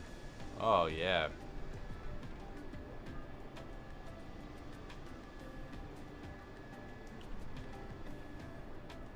Taking screenshots. Look at that sky. Just want to throw this out there, guys. And this, I mean, you'll get this just from looking up right now. But go out in the night sky and just take a look up. You know, especially if it's a clear night. And every time you think that your problems, you know, mean anything of significance, just remember how truly small we are in this universe, and that you know, it's not worth being upset over, and life is meant to be enjoyed. So enjoy it while you can. And we are one of my favorites. We are but a speck of cosmic dust, my friends. That we are. So enjoy it. Enjoy it. Don't let the little things get to you. It's the moral of the story. But we're getting real close to coming down. 21-6 coming into the second half at Penn State. You know, I thought I had a pretty solid team this year. 15 for 18, 147, 2 touchdowns. That's pretty darn good, man. That's pretty darn good. I hope he stays playing like that. I really do. I really do. And it'll make me feel a lot better about the fact that if he's the guy we take, you know, I'll be okay with it. You know, I'm scared, man. I'm naturally scared. You know, it's like I compare switching quarterbacks and stuff, you know, with your team to well, I'll give you an example, like getting back in the dating game, which I haven't had to do for a long time. Thank God. I have a wonderful wife who I couldn't say more nice things about. Tomorrow's actually our anniversary. We've been married for 6 years tomorrow, so very exciting times. But I compare the quarterback position to get back in it's like getting back in the dating game after you've had a quarterback, because most of the time when you draft a guy and you draft him high, you stick with him at least for 3-4 years, unless you're the Cardinals and you trade Josh Rosen after 1 year because you realize he is a piece of crap. you know, you're scared, you're hesitant, you know, man, you don't know what to do, you're not sure what to expect. And so that's it. I'm just scared. I don't know what to expect. I don't want to get hurt again, right? I'm not ready to get hurt again. I'm ready for somebody to actually be good for once at the quarterback position in Jacksonville, Florida. We haven't had somebody consistently good since Mark Brunell. We've had a few guys play good, but consistently good year after year, not since Mark Brunell.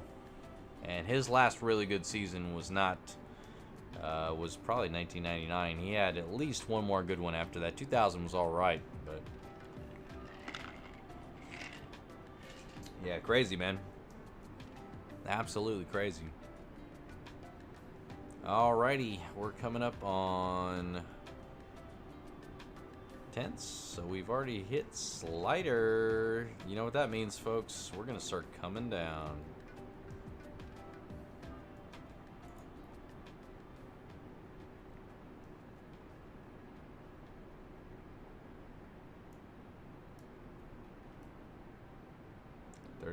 Pesos 27. We're gonna go ahead and set this for our transition altitude. So we're gonna go ahead and bop this baby down to 18. And I'm gonna trust the aircraft to come down at the right speed. If it doesn't, we'll have to take over. Location right now, we are starting our descent, James, into Phoenix. Let's see here. It is, yeah, we're just about to the, if it does anything for you, to the Tennis waypoint, 14 miles from it. We have started our initial descent into Phoenix, Arizona.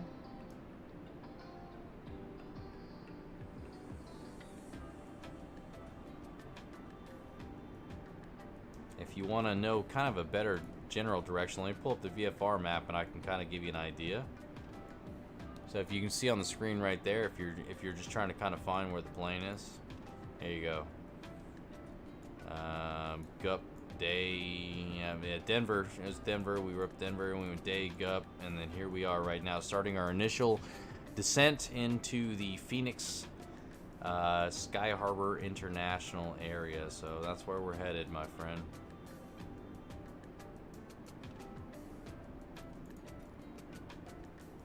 And it looks like we're coming down probably a little quick because we were supposed to be 33 by this point. So let's go. Yep, tennis 33. So I'm gonna bounce this back up just a smidgen. We're just gonna come down to 28. Or sorry, 27, because 27 is gonna be peso. So sorry about that. I bounced back and forth really quick. So 27.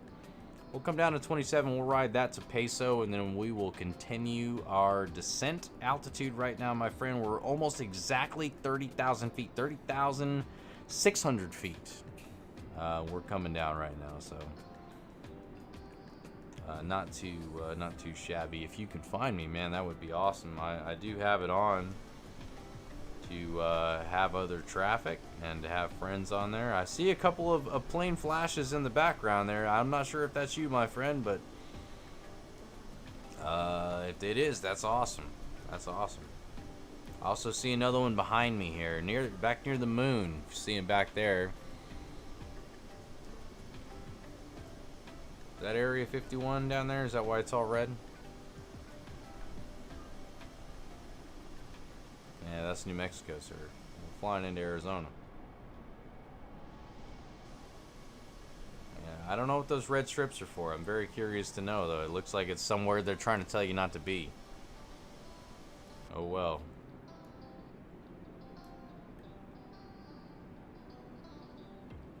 Oh, well. We are 20 miles from Peso.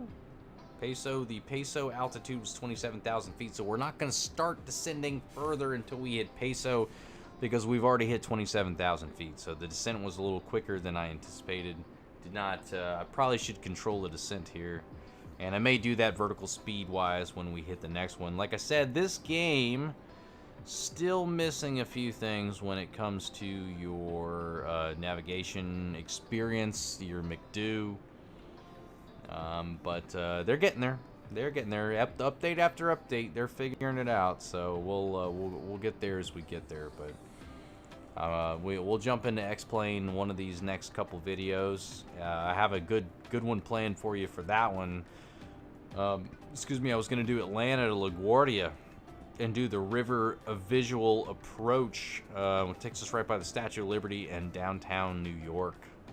So we'll see how that goes. Playing that one by ear. Like I said, I'll warn you ahead of time, not as pretty as this game, but as far as system depth goes, it's pretty awesome. It really is. It impresses me every day that I jump back into that one. But eventually, this game will get to the point where I will not feel the need to jump back into that one. But how long that will take, I do not know. They don't actually expect, you know, any sort of release of a different aircraft until the first one I know of, the Quality Wings 787, to be released for this game first quarter of 2021 was what I heard. PMDG's 737, they were planning before the end of this year and have pushed it back at least 9 months. It looks like it will not be until around third or fourth quarter of 2021 for them. They most likely will be the first Boeing product to hit this game.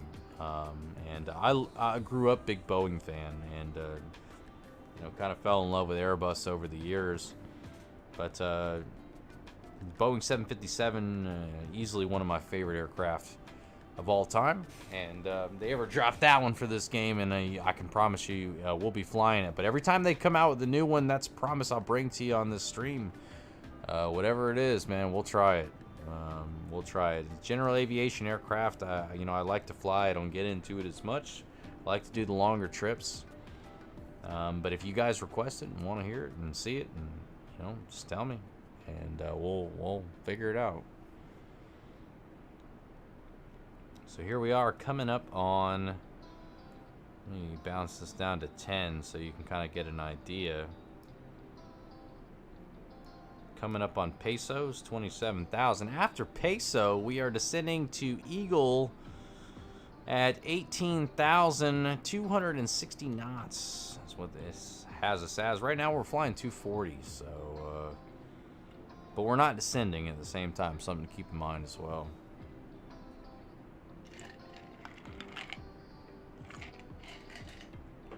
So I'm gonna bounce this bad boy to 18 just a second. Wait until we hit Eagle, or I'm sorry, peso, which we're about to in just a moment. And we're gonna go ahead and bring this bad boy down to 18,000 feet. We're gonna keep going lower than that. Don't you worry. You know, I gotta just kind of make sure we keep this descent on track. So 18,000 for Eagle, 17 for Homer. And we'll start bringing this baby down. Go up top. I never turned off, I believe, our landing lights. Sorry about that. I'll be turning those back on before too long, I guess. I don't know why I even bothered turning it off, but seatbelt flash. Passengers, get your asses back in the seat.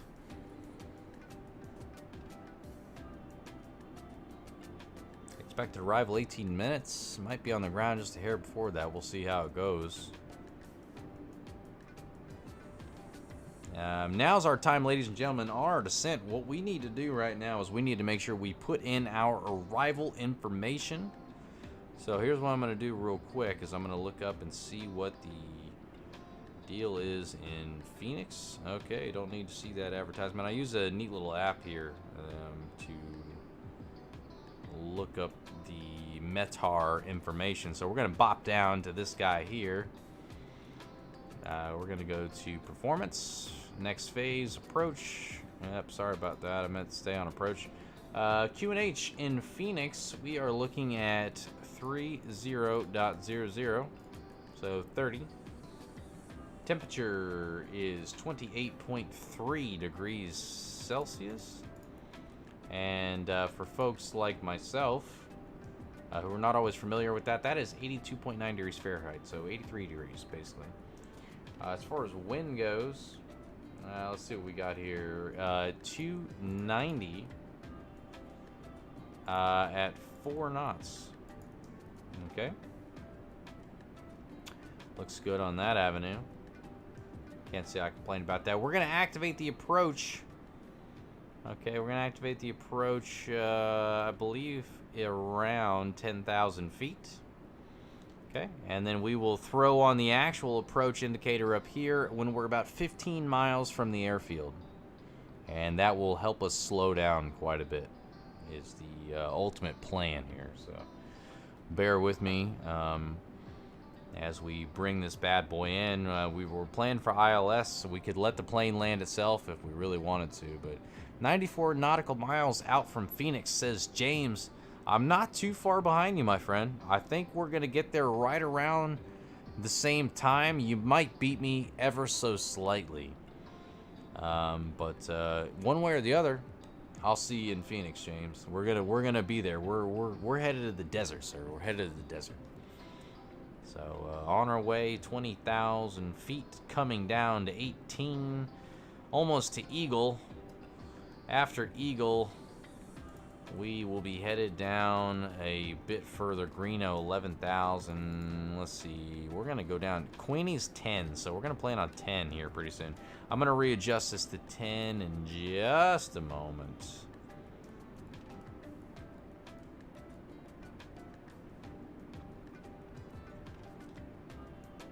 Just to make sure we keep this bad boy on path. It's looking good so far. I'm not going to lie. The descent is just about on path. Maybe off by a couple hundred feet by the time we've hit this.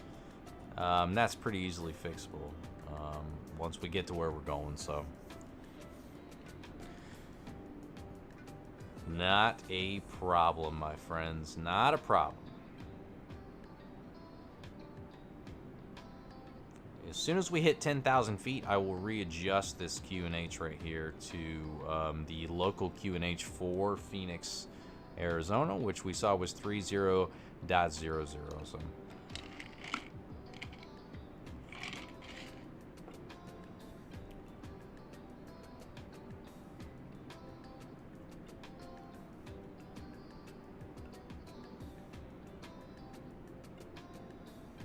we'll throw our LS on right around 7,000 as well. ILS approach, so we'll want to get all that stuff up here. Instrument landing system, ILS, that's what that means, by the way. Not visual, it's night, you know. We'll do visual, like I said, I really would like to do the visual approach for flying into LaGuardia so we can really get a good look at New York. And we'll do that coming up here before too long.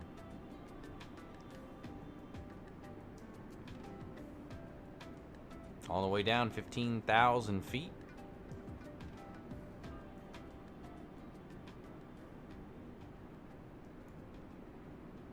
We're almost to Homer. Thought that was Hodor for a second.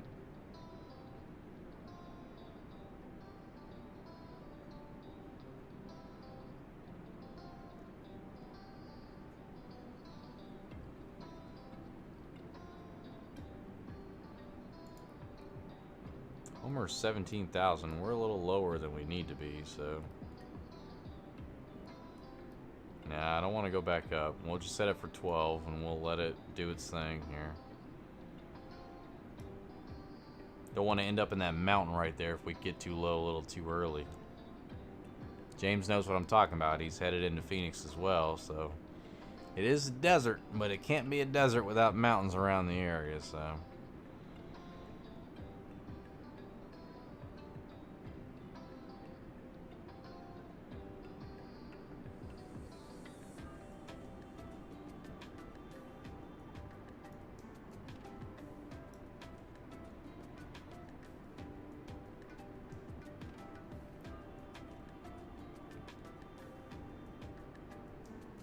I won't even lie to you guys either, you know, it's like, it's different when you try to land, you know, when you're doing your own thing, and I know it's just a couple of you, and I'm sure there might be a few people who watch this after the fact, but it's like, when you gotta do it and there's people watching, it's like, well, you don't want to look like you're an idiot, you know, and you've never done this before. I've done it. I've landed many a time in this game. I love playing. I will tell you, it's a little bit more difficult to do in Microsoft Flight Simulator than it is in X-Plane because of the system abilities, so your abilities as a pilot have to be a little bit better. So I'm hoping that I don't face plant this thing into the asphalt on runway 8 in Phoenix. But we'll figure that out relatively quickly now, won't we? So Homer 17,000 coming up on Homer right now. We're gliding in at 12, so we're okay where we're at right now.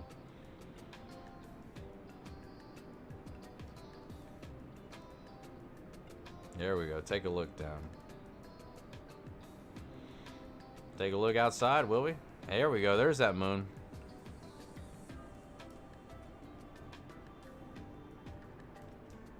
I think that might be James behind me. I don't know. No, that's Southwest Airlines 2456, so that's not him. Not sure where they're headed.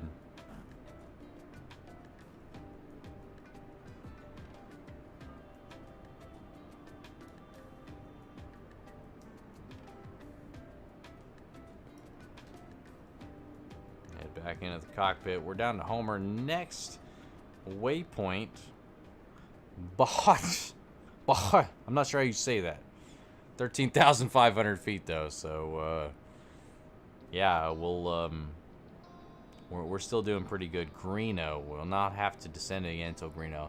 Wonder if we're heading to the same airport. He's cleared for runway 26. I think so, sir. I don't know if we're coming in on the same runways. Runway 26. I'm coming in on runway 8 if I'm not mistaken. But our paths might cross here before too long. Paths might cross. So, you know, safe landings to you, James. I put that thing down, make us all proud, and I hope very shortly I can do the same thing, man. I'm saying a little extra prayer for that. But let's see here. We're doing good. We're doing good so far, guys.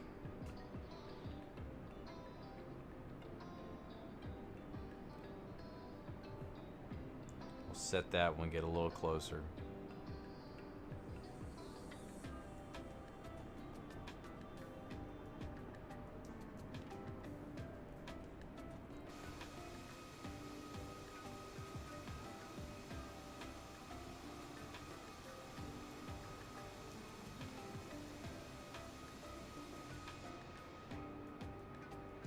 Not too shabby, I don't think.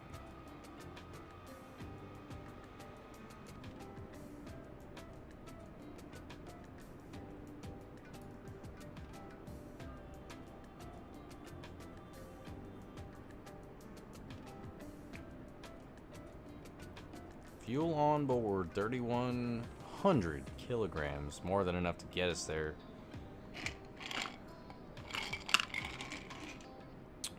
55 nautical miles, my friend. You know, we're looking like we might get there roughly the same time. I'll tell you what I'm looking at here. So let me head down here to Queenie, Heine, folks. We got Heine.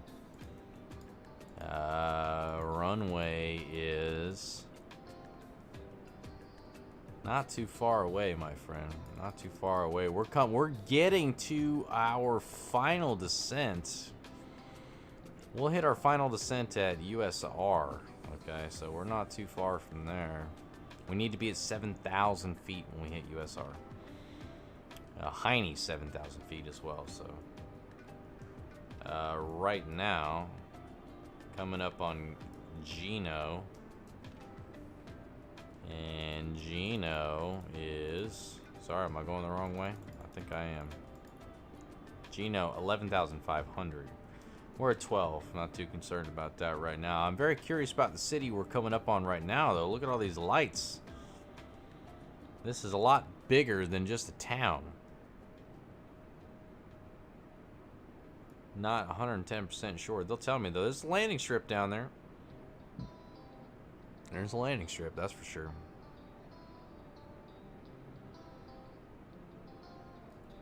See if we can take a gander. Right over the mountain and the valley.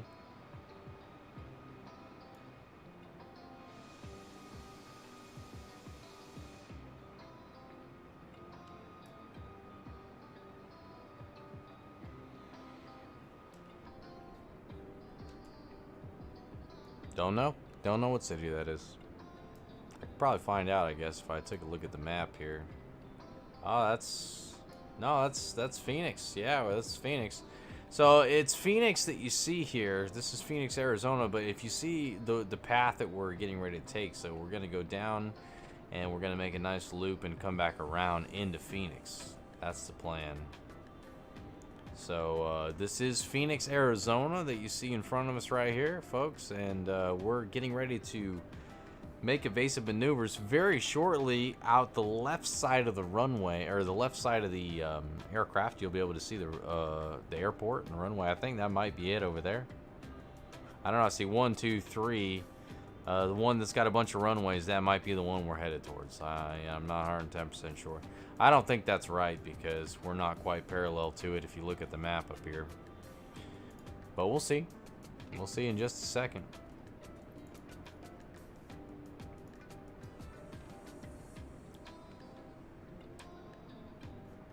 Queenie wants us at 10,000 feet. All right, boys and girls, we're gonna bring this bad boy down to 10.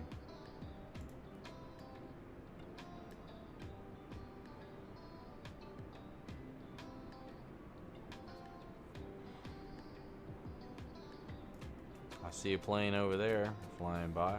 The lights just went away. Oh, there he goes. Ah, there goes another one over there. He's coming in for a landing, whoever this gentleman is right here. Or gentle lady, I don't know.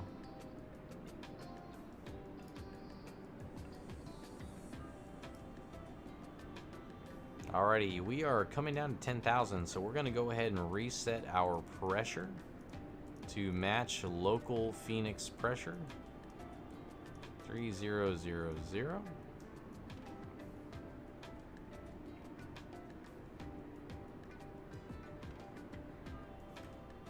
Let's go up top. Smoking's on, seatbelt's on, strobe's on. Landing lights, we're 10,000. We're gonna pop those babies on. We're gonna make the call. We're at 10,000 feet. Absolutely tremendous. Boy, I love that sound. I don't know what it is. Takes me back to simpler times. Runway 55 nautical miles is James. Alright, guys. Did the sim just freeze? Did it freeze? It's acting like maybe it froze, guys.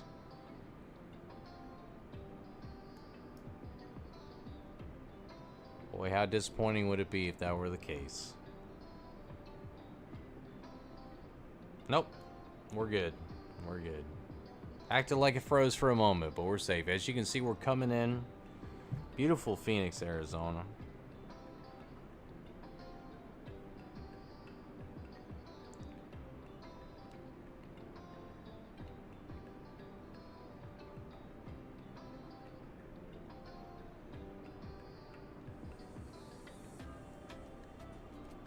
I'm assuming this is the airport right here.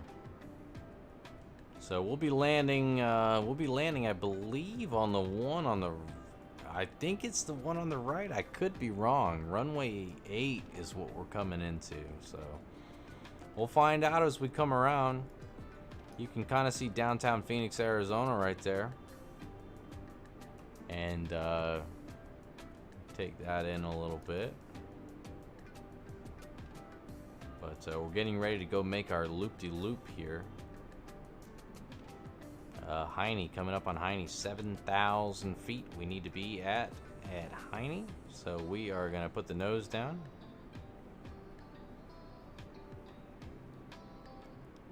Now, if the ILS on this works like it's supposed to, 35 out, says James, I might be a little closer than you, my friend. I do got to make a turnaround, though. That's the thing, is I've got to go out and turn around, so I'm not 110% sure that I necessarily get closer. So as we come in on our approach and we slow down a little bit more, you'll notice right here, so you see your two dashes. This is flaps 1, where you can put your flaps in for the first time. You'll see right here, 230 knots for 1. 1 plus F, 215, 200, 185, 177 flaps full. That's your speed limits, okay? Realistically, if you are exceeding those speed limits and you got your flaps out on any one of those indications, you're probably going to fuck the aircraft up. Okay, and it's not going to be very good. It's the moral of the story. So as on our approach, we'll work it out. I believe VLE, if I'm not mistaken, that is your landing gear, 280 knots. Boy, our sim's having a hard time right now. It really is. I feel like I'm skipping a few frames, slowing down. But that's okay. We'll make it work as long as we can get there and get on the ground, man. We'll make this thing work. It's got issues. It's got issues, but that's okay.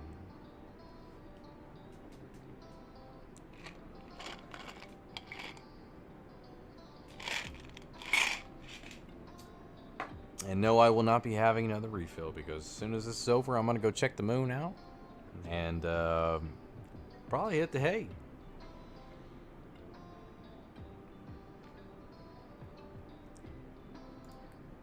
Go ahead and cut the LS on.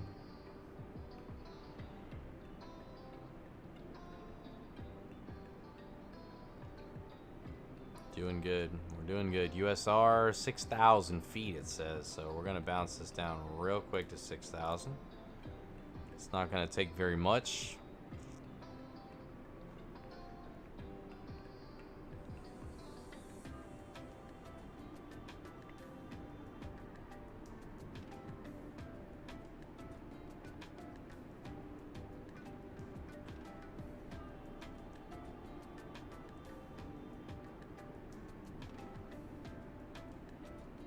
Okay, okay. Looking good, looking good. Rock and roll, boys and girls. Rock and roll.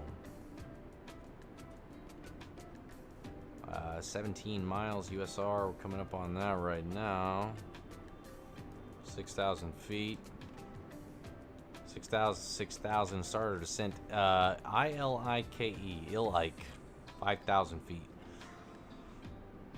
Very shortly after that, we will start our descent. Final descent, I guess they call it. Sorry about that.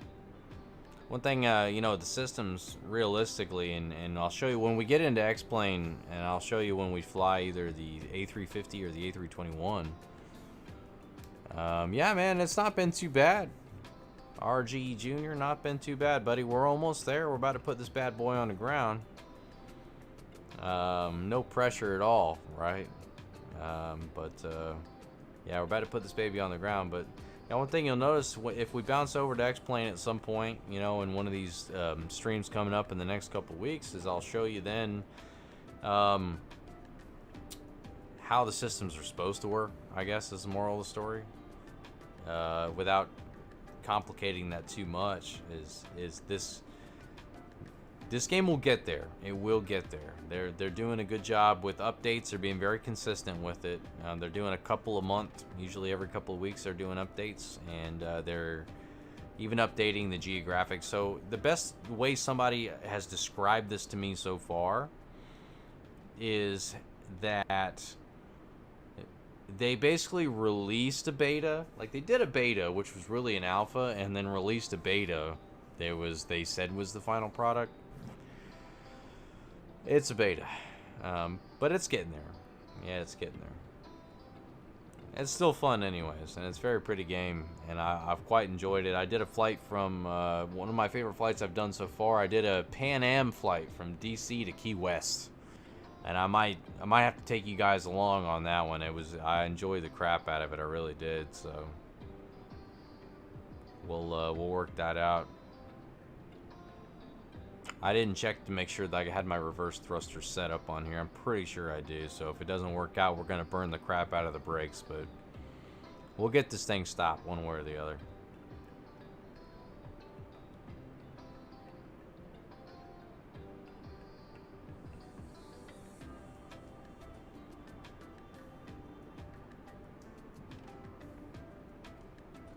Turn the terrain on.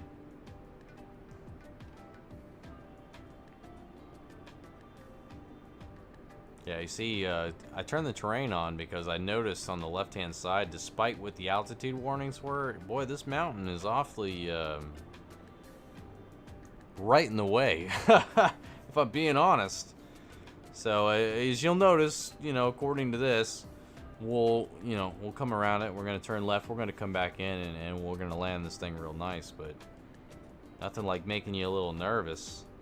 Looking out the window, staring at a mountain right in your face. Because if there's one thing I know for sure, it's airplanes and mountains don't get along very well.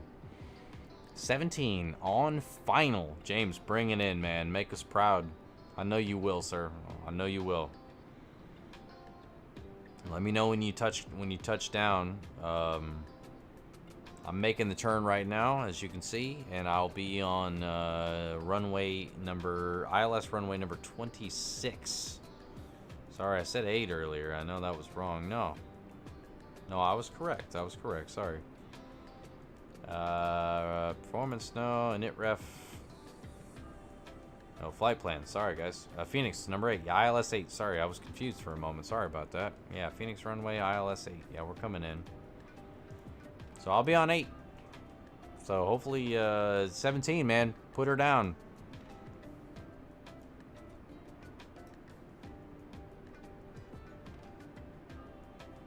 Back in the USSR.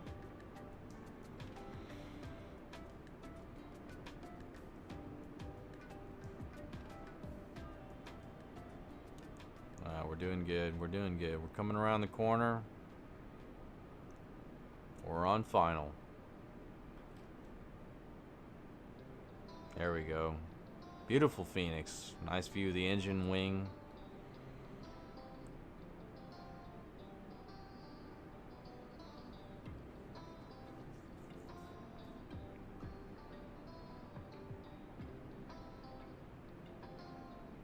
Take a look out the other side.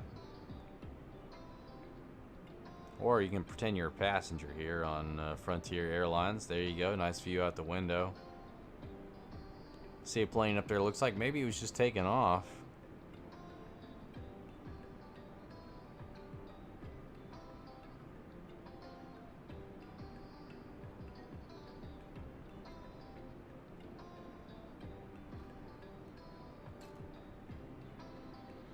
Making our turn, guys. We're making our turn. When we get around this corner, we will officially be on final descent.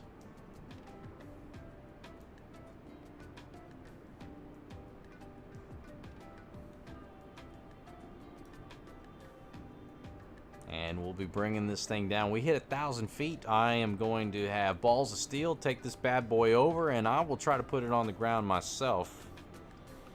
I will not let this plane try to land itself. If I do, it's going to pancake the asphalt. But hey, I might do the same, so who knows. Can't promise you exactly how it'll go. I can only do my best to spread the butter on that bread. See, we're turning over. There is our runway.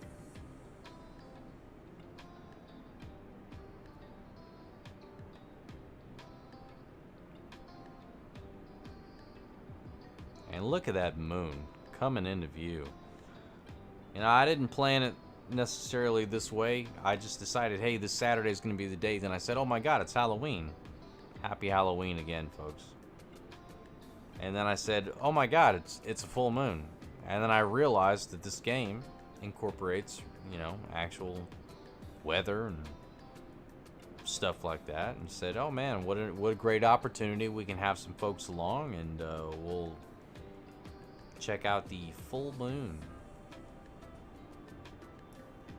And there it is. Did not plan it this way. What a view. What a view. Got just a little piece here in the way, but if this thing, once this baby straightens out, man, we're gonna get a real nice view. Or we can just move over a little bit and say to hell with it.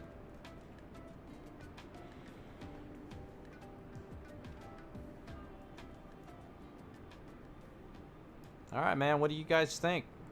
What do you guys think? Let me know. Is this thing, is this landing gonna be smooth as we think it's gonna be, or? All right, we're headed down, by the way. Back in the USSR. 6,000 it says for Sarte. Yeah, I guess that's probably right. I'm gonna make this thing go down a little too low.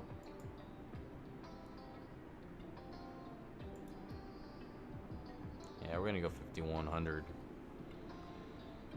really soon. So we're pretty close to the airfield. So what we're gonna do is we're gonna bounce down here, guys, and we're gonna go to our performance. We're gonna activate approach mode.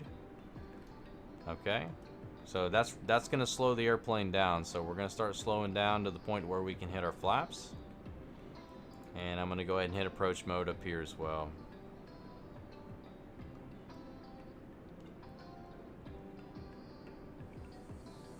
So we're coming down to 200. We have now passed to where we can bounce flaps 1. We're gonna go flaps 1, ladies and gentlemen.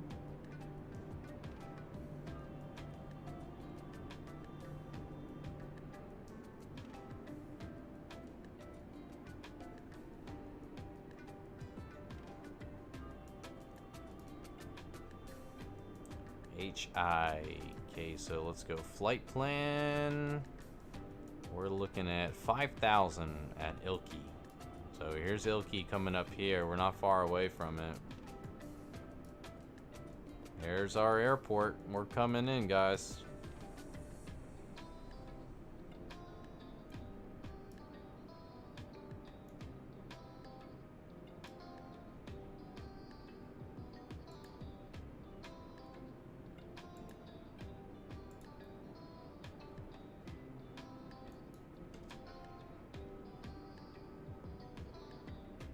Not too shabby, if I say so myself.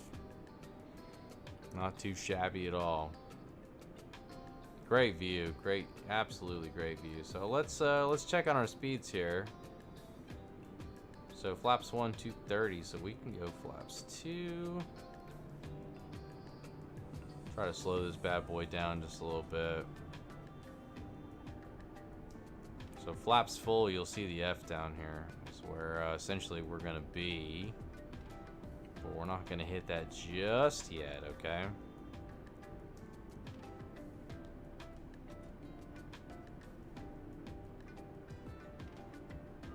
And we are gonna go flaps 3. Just barely an overspeed. We might have done it just a touch early, but that's okay. So here we are, slowed down just a wee bit. We're looking at 160 knots coming in here. Ilky 5,000. And you'll see as we begin our descent. Update OSU up 3113. Oh, that's what I'm talking about. 2328 for alright, that's pretty darn good, man. I mean, I honest to God, I hope he keeps doing it. I really do. It would make me feel a lot better personally, but you know. Down, hey, bit bouncy. Hey, that's okay, man. Listen, it's all about practice. You do it over and over and over, and before you know it, you're gonna be a master, James. You're gonna be a master. And the same for me. I'm not a master by any means necessary. You're gonna find out here in just a second as I try to bring this bad boy down. So, you know, as you'll see, Ilky 6,000. So our diamond's high because technically we're supposed to be a little higher at this point. And that's okay. We're going to make it work. Sorry, just checking the outside, see what's going on out there. So you see the diamond's at 6,000. That's where we're supposed to be. But it's going to come down in just a moment. And the ILS system's going to take over. And start bringing us down. I don't have to necessarily manage the descent until we get to a certain point, and then I have to start praying for a miracle that we bring this down. I try to say like I'm not good at this. I'm not trying to, you know, I'm not amazing, but I can get it done. Is the moral of the story. So I do have the TCA Airbus throttle quadrant on order. Ordered it back in July, and still hasn't come in, but I've seen some of the reviewers have started getting theirs, and my hope is that mine will be here before too long. In the meantime, I have the Thrustmaster. I'm not sure what model it is. You know, a good friend of mine was kind enough to let me borrow it, so that's what I've been using. Yes, please let me know, dude. I don't think he's going to start messing up today. I think he's about to close that fourth quarter out like a champ, but You know, my only hope is that, you know, if he comes to Jacksonville, like if, you know, we end up picking second or third, and you know, that I hope that he's the guy. I really do. Like I said, man, I'm just tired of fishing for quarterbacks. I'm ready for a guy who's gonna be worth the shit. You know what I'm saying? Alrighty, we're descending, guys. We're on the right glide path here. We're down to 4,100 feet. And we're gonna go ahead and drop the landing gear.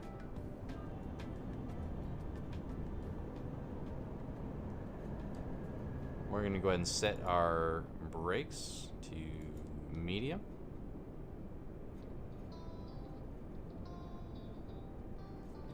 And the ground spoiler is armed already.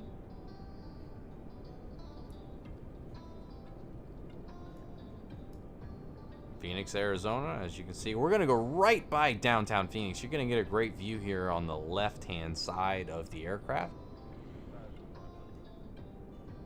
2,500, you already heard it.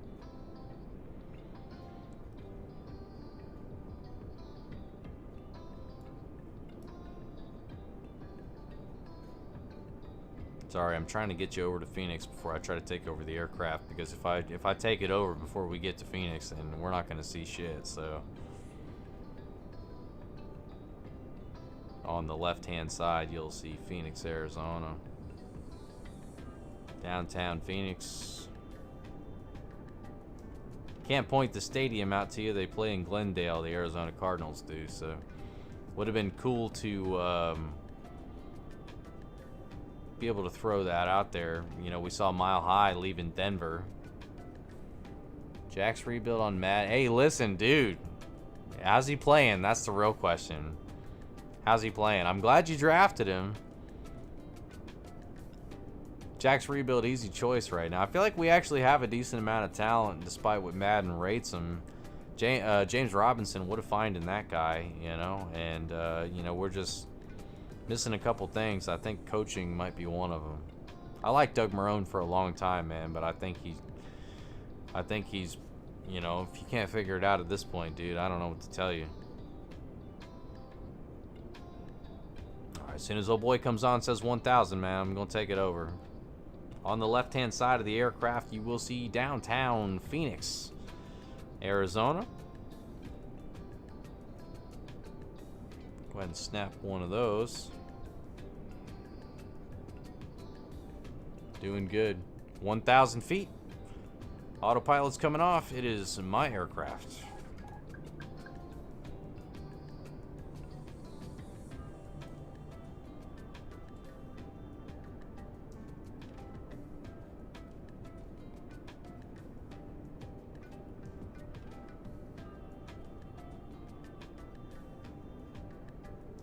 Alright, so if you see on the left-hand side of the runway, they call that the VASI system, visual, I forget what the rest of it stands for. So the white lights mean you're high, red light means you are low. We are high right now, so we got to get down, guys. We got to get down.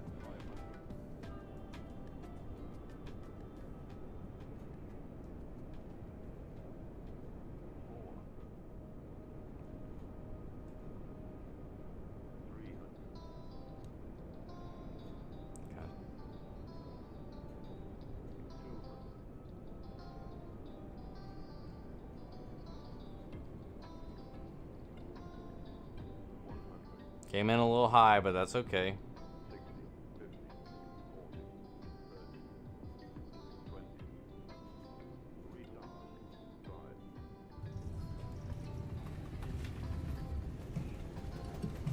Whoa.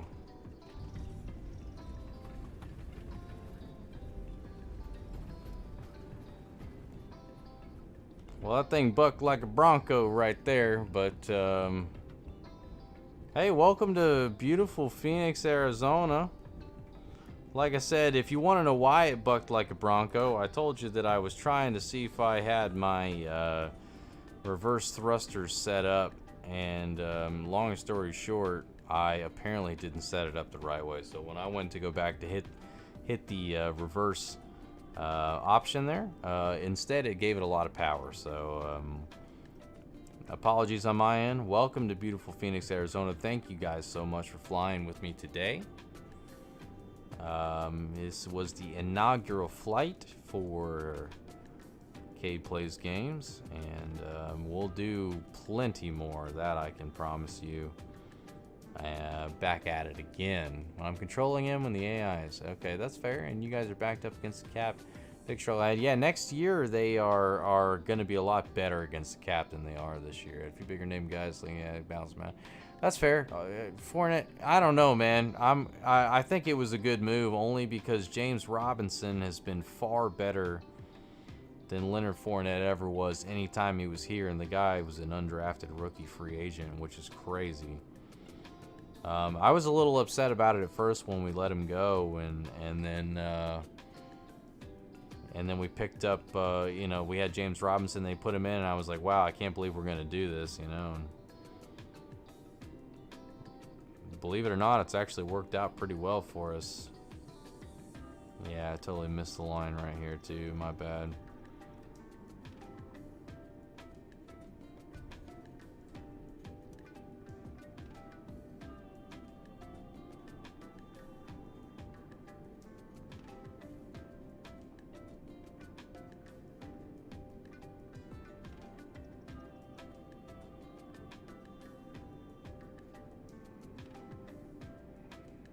Some people might say this is cheating, but to me it's just using your resources.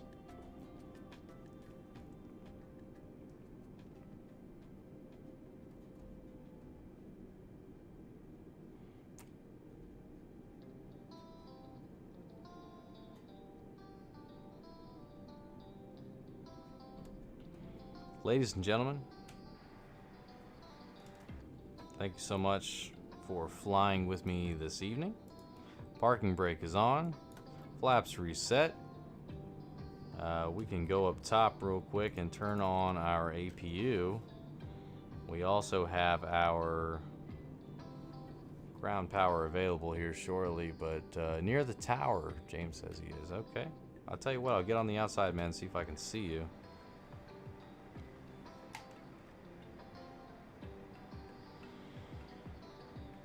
Gonna take just a second. I also missed the parking spot there, but hey, it is what it is. Near the tower, near the tower. Where are you, sir?